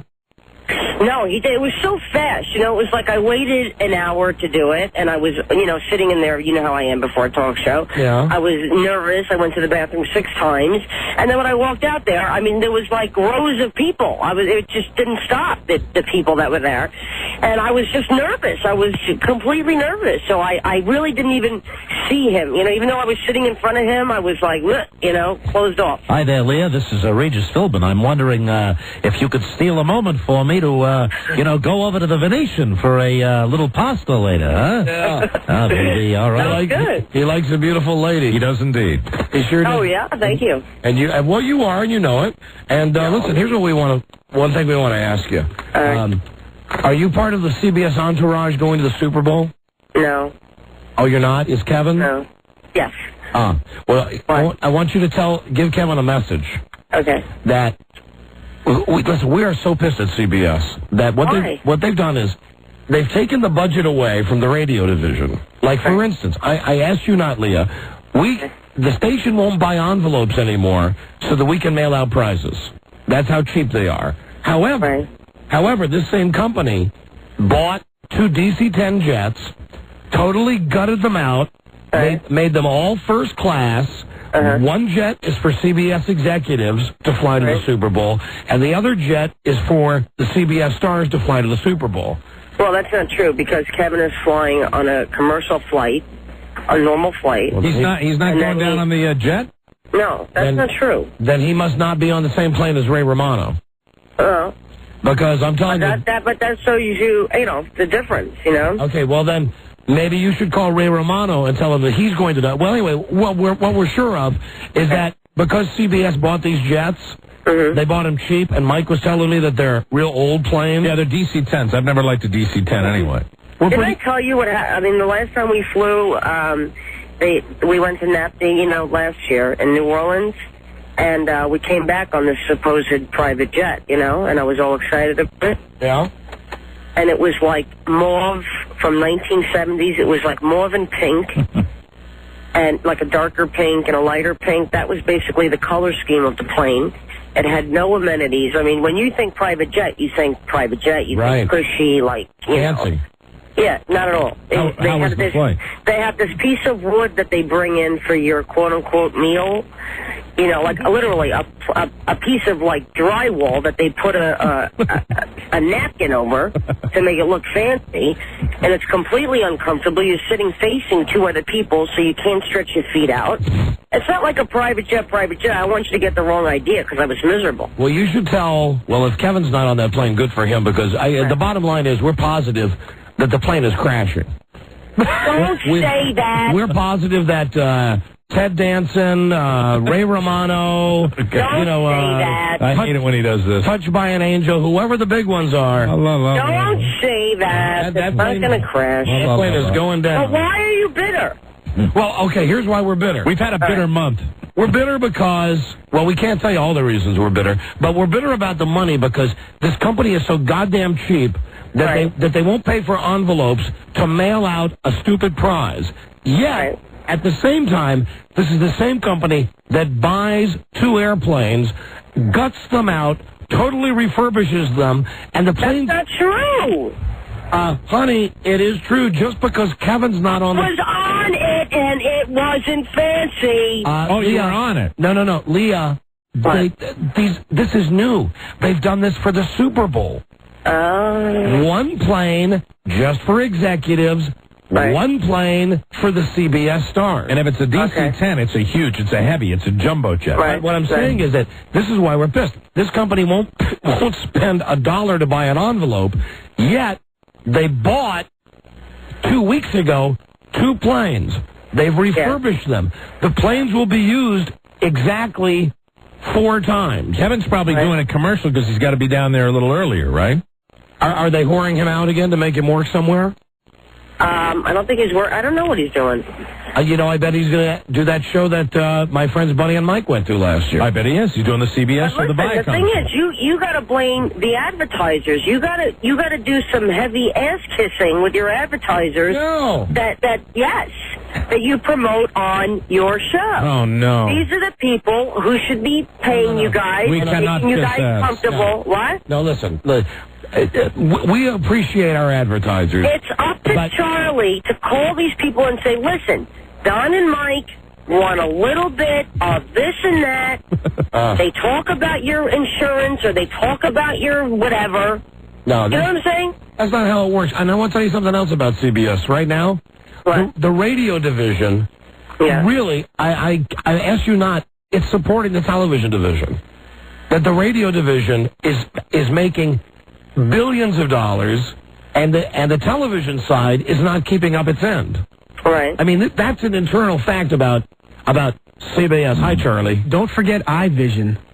Oh, yeah, and listen to this, honey. Okay. For 5 replays in the whole game. The same company that won't pay for an envelope so we can mail out a prize, they're spending $600,000 for a camera for the Super Bowl that will be used 5 times so that they can bring Matrix-like replays 5 times during the game.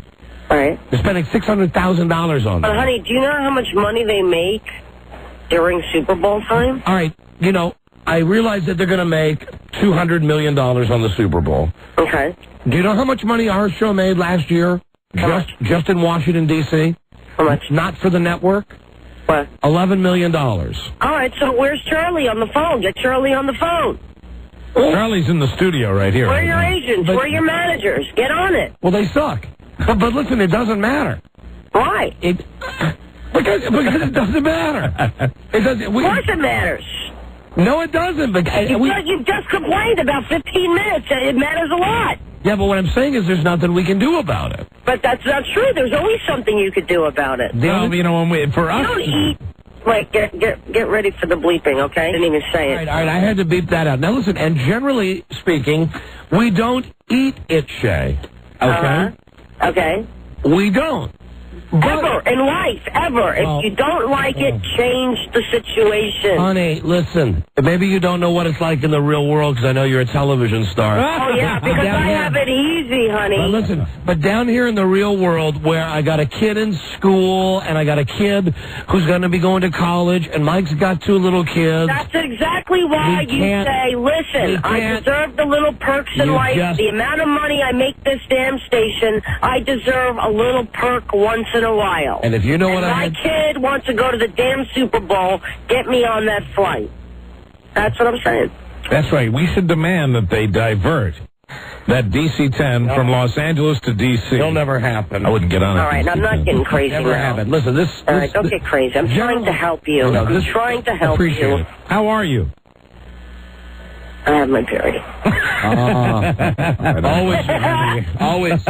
Now, I'm checking out your ratings here, and I see that once again, King of Queens... You know what? Listen to this. They put that show Welcome to New York on right after King of Queens. Right. Please. What happened? Well, you guys do a 13 share. Right. They come on, and they turn it into a mighty 10 share. So they can't hold the audience. Well, that's good. And you still win your time slot. And you guys are getting a lot of good press now, too, right? Do you think so? I don't think so. I've read a few very, very good things and things that were interesting because the last article I read about King of Queens, the tone of it was as though it's now established itself as a bona fide hit. Yes. Right. And that's good. When they start writing that kind of stuff, that old syndication pie might be just around the corner. How many episodes? What I don't get is why we don't really get any acknowledgement. Like, we're not nominated for a People's Choice Award, and there's Kevin hosting the show. You know what I mean?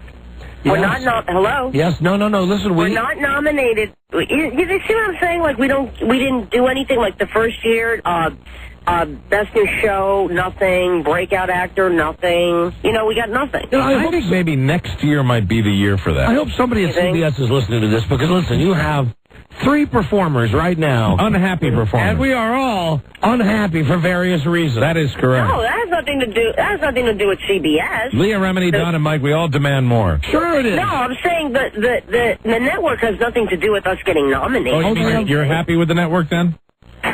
Honey, it's given me a successful show the first time in my career. I think. Right. The network, the network has everything to do with you getting nominated. They could get a PR campaign going for you. Absolutely. They could run better promos. They could highlight the fact that your show kicks ass in the ratings. You know, there's politics behind all those awards, Leah. You know that.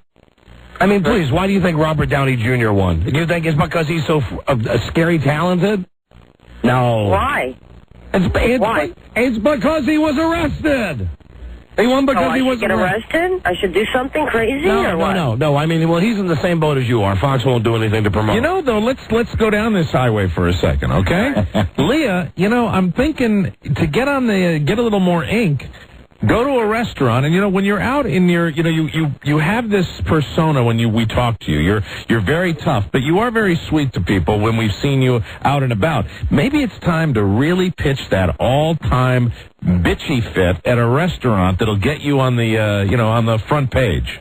You know, where you really, you know, where they almost have to report it on Entertainment Tonight, where, you know, Leah Remini, TV star Leah Remini, and then you just cultivate it, where you go out and you really, you know, maybe you get in an occasional cat fight. You know, because generally speaking, if you want to talk about TV stars who win awards, you know, it's never based on who really is the best. Look at Kelsey Grammer. I swear to God, just say he won, and he rolled his car. And Remember that? Now listen, do you love Ray Romano though? Do you think he's hysterical? Yes, I do. Yes. I really think Ray deserves an award. I mean, he is so hysterical. Now, wait a minute. There's a great example there. I saw Ray Romano at the Golden Globes. You know that he's a mellow guy, family man, very normal, not into the Hollywood scene. You look at a guy like Kelsey Grammer a few years back when he's driving that Viper and he turns it over, and his personal life is a shambles. They love that in Hollywood. You're right. Right. Mm-hmm. They do. Right, so you got to do something. You got to get a network that promotes the hell out of you. And then just misbehave horribly. Or you got to, go into a restaurant and just hike up your skirt and, and do something. Did you read in the Enquirer where it said that I told the coffee guy to go F himself? That's perfect. You can build on that. But that was just a little tiny article in the Enquirer. I thought it would be, I was hoping it would be bigger, but it wasn't. Which one? Who's on the cover? I don't remember. It's like 2 weeks ago. Oh, look at this one. Look at this one. Oh, this is the type of publicity you need. World exclusive. Brad and Jennifer hooked on drugs. Perfect. Yeah, that's ridiculous. Yeah, perfect. How about this one? Like I got into a little tip with a girl at Southwest Airlines last night. I'm hoping that she does go tell a story about me. Now, was it a real tip, or are you blowing it out of proportion? No, it was a real thing. You really got to see, but you make that hair pulling, shouting. No, I didn't hit her. But if she would have come back with any more, I was getting close to it, and I had about 10 people behind me. What were you mad about? Do you know how they get all high and mighty when you're boarding a plane? Right. And I have my pre-boarding pass with me. Yeah. And it was a group of about 30 people. This is not just me. This is just normal people. We're all trying to get on the plane. And it was about 30 people standing there, and she just walked off, and we thought to follow her because she didn't say wait here or nothing. Yeah. So we kept going, and then she said, she turned around and she starts yelling at us through that hallway, that long hallway, that plank you got to walk down. Right. She goes, did I tell you to follow me? And before we could answer, she goes, I don't think so.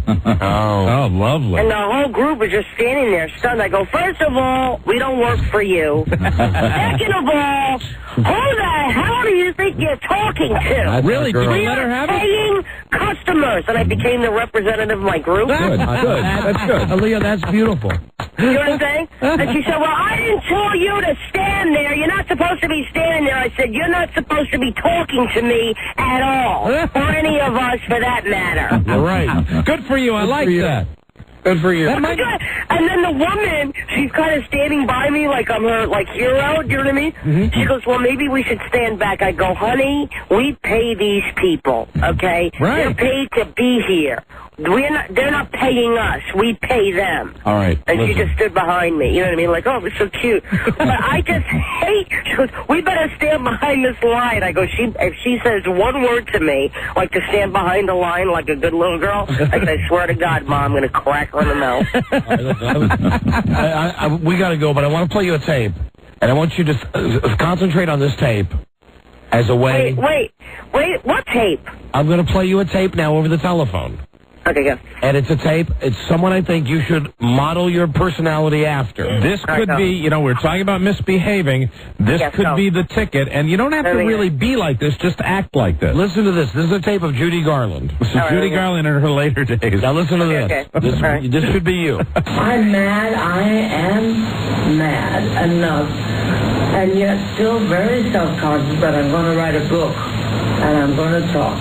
I wanted to believe, and I tried my damnedest to believe in the rainbow that I tried to get over, and I couldn't. So what? Isn't that a beautiful tape? That is a beautiful tape. You know what's funny? Because I saw that thing, the True Hollywood Story. I saw it, and when I heard that, even though she was drugged and drunk and everything, I thought, yes! Right. I understand! Let that be your role model. All right. I'm not kidding, honey. Well, listen. He was. Listen, you are the greatest. You had an award-winning appearance on Regis. Yes, you did. And we continue to root for your Are success. you, on? What? Are you guys going to have everybody vote for us for the TV Guide Awards? Yes. I don't even know what it is. Tell me. I think you're in TV Guide. Okay, so we get this letter that we're nominated for a TV Guide Awards, so we're all celebrating, like, oh my God, we finally got the recognition. How great is this, right? Yeah. But then our publicist tells us, well, you're not really nominated until people like, you know, you only make, there's 5 people that get nominated and only 3 make it. You know what I'm saying? So it's like, she goes, well, you're not really nominated until you're really nominated. All right, well, give me the website. What is it? You got to go to TV Guide Online. All right, TVGuide.com? Right. Yeah, and vote for us. I promise. We'll get it done for you. We will deliver for that. Okay. Our audience will Listen, make it I hope happen. things get better. If you want me to send you some envelopes, I'd be happy to. Hey, Charlie just gave me a note. Someone yelled our names at Regis. Did you hear that in the crowd? Right! They did! Did they really? Oh, I didn't know that. They go, love you on Don and Mike, and I go, thank you. Wow, that's fantastic. Thank you. Yeah. Well, listen, hey, you know what? We'll get everybody working on this TV Guide thing. And you call us and you tell us you don't see a big jump. All right. I don't know. You know, you don't know until... I'll tell you if I made it or not. They don't have a thing where you can track your progress? No, but they'll tell us if we made the top 3 or not. You know what? I think we can guarantee that. Yeah. You know why? Oh, wow, why? Do you know when Playboy had that thing recently for the sexiest sportscaster? No. Okay, they had this thing where they had these 10 women, and you're supposed to go to Playboy.com and vote for the sexiest woman. And there's one woman on there who, frankly, fuggily. A real nice lady, though, who we've had on the show a bunch of times. So we took it upon ourselves to get our listeners to go to that website and vote for her as the sexiest sportscaster. Because we thought it'd be a goof, like if the ugliest woman won. No, well, she came in 3rd, but when we started, she only had 800 votes. She was 10th. Yeah. And, when we started, she was in 10th place with 800 votes.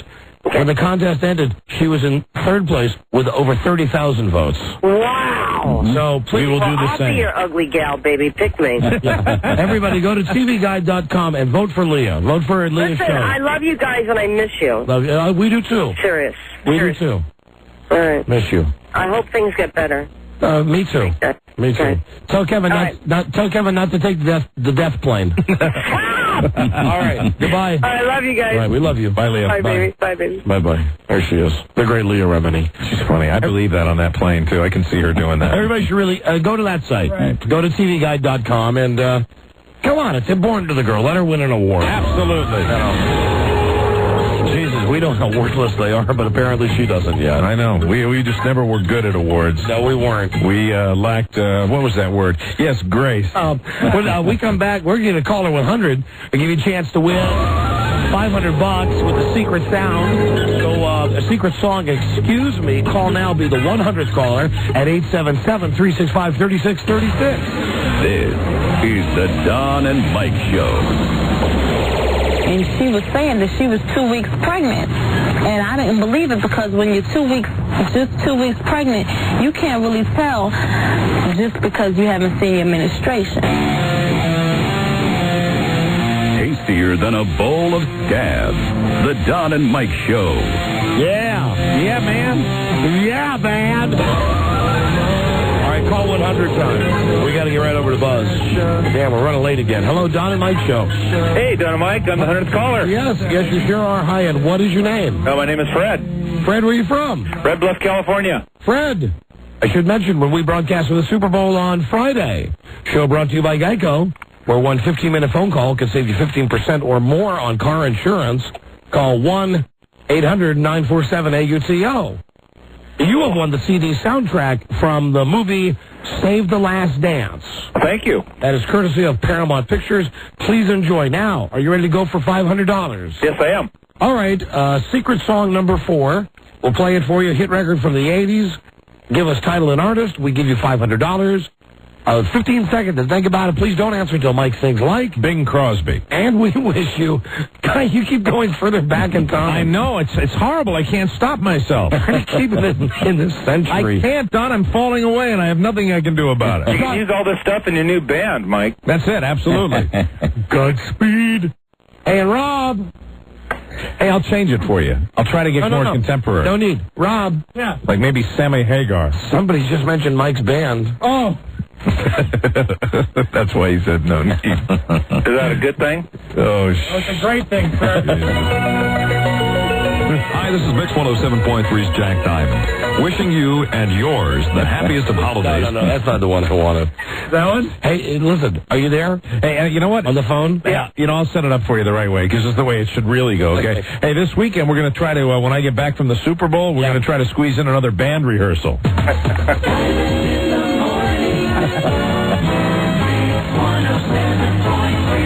Thanks a lot, little buddy. All right. Well, Bing Crosby. Dealer's choice. I'll stick with the Bing Crosby. We'll do Sammy the next time. Or no, you know what? No, do Sammy Hagar. Sammy Hagar, all right. Okay, and we wish you Godspeed. Caller, name this secret song. Damn. Do love that song. Should mention the money we're giving away. Courtesy Main Street Title. Have you noticed I'm having to read a lot more commercials recently on this show?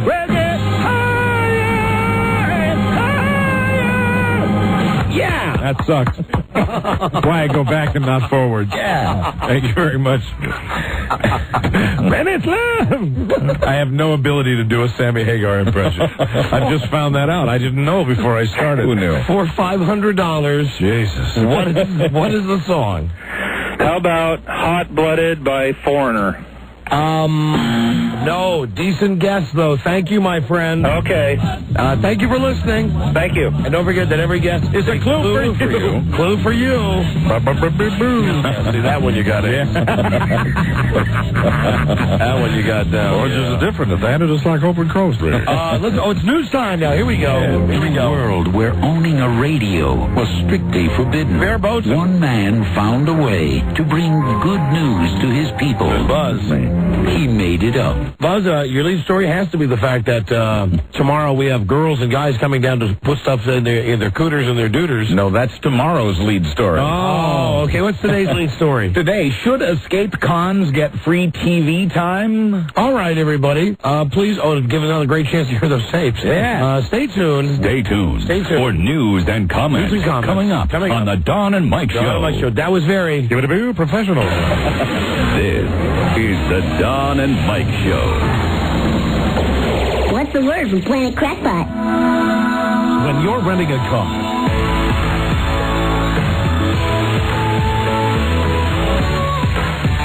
they're off the hook. Don Geronimo and Mike O'Mara. Hi, Buzz. Hi, Don and Mike. The last couple of escaped convicts from Texas surrendered peacefully this morning, but it could have gotten ugly. The FBI says it found 10 loaded handguns and 2 loaded shotguns in their Colorado Springs motel room. The men surrendered without a fight after being allowed to do short interviews with a local TV station. Mainly, they said they escaped to protest the Texas penal system, which one described as corrupt as we are. And I maintain these guys sound like callers on our show. Hello, Don and Mike Show. I received 99 years. The same day I went to trial. Yeah, hold on. Turn your radio down, please. There was a man cut another man's nuts off. Wait, you say a man cut another man's nuts off? He's not listening. During an aggravated robbery of a convenience store, and he got 40 years. To those who say they cannot accept this... Wait, hold on a second. Oh. Accidentally fired another one, man. What was that? And finally, what were you saying? I don't see how the system is actually working. Thank you, sir. Well, there he is. What was the other Thank you, caller. That's the tape for the second story. Okay, the commercial tripped the real tape that Buzz had for his next story. Okay. We'll have that soon. Okay. All sorts of machines in here thinking on their own today. Too many. Like RoboCop. Too many.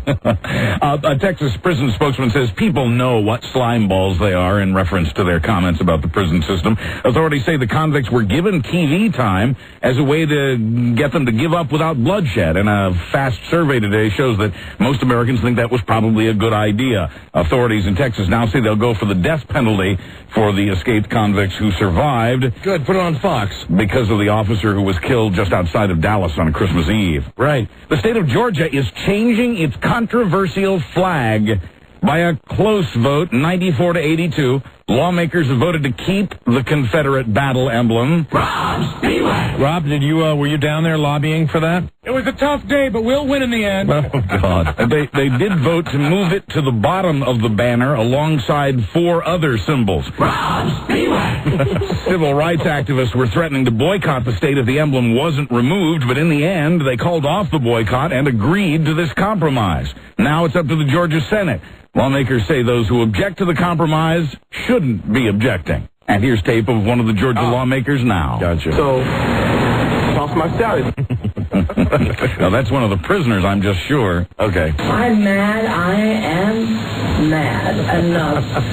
And yet still very self-conscious that I'm going to write a book. And I'm going to talk.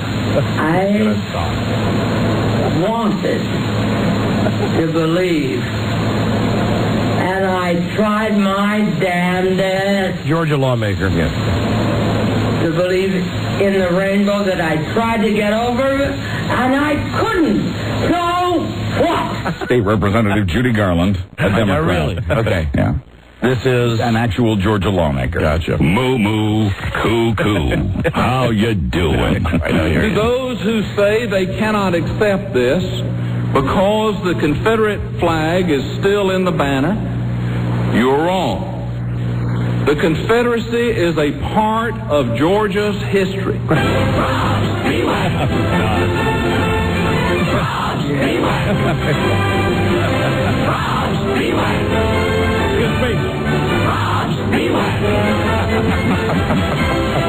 He used to love that shout. It's official.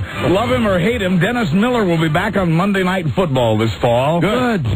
We love him, don't we? Absolutely. He and Dan Fouts and Al Michaels have all been re-upped by producer Don Ohlmeyer, who made the announcement yesterday. A TV Guide survey puts Miller as the most liked sportscaster on TV. What a great guy he is. And the most hated sportscaster on TV. Well, you know what? That's the same thing like the douchebag from the Washington Post. Remember when he did his best and worst column? Absolutely. And he put us in the best, but he also put us in the worst. That's good, though. It's good when you're in the best and the worst. Fantastic. He says the same thing about Howard Cosell. Right, and that's what Ohlmeyer is saying, that it's good that they're at least talking about him. He says the worst thing in the world is if you ask somebody, is he a good sportscaster, and they go, he's okay. He doesn't want that. Now, as for himself, Ohlmeyer has not signed on for another year with the show. He says he hates all the traveling. He says he'll make his decision in the next couple of weeks. This is the end of the Don and Mike Show. Find out what happens next tomorrow. Westwood One Entertainment.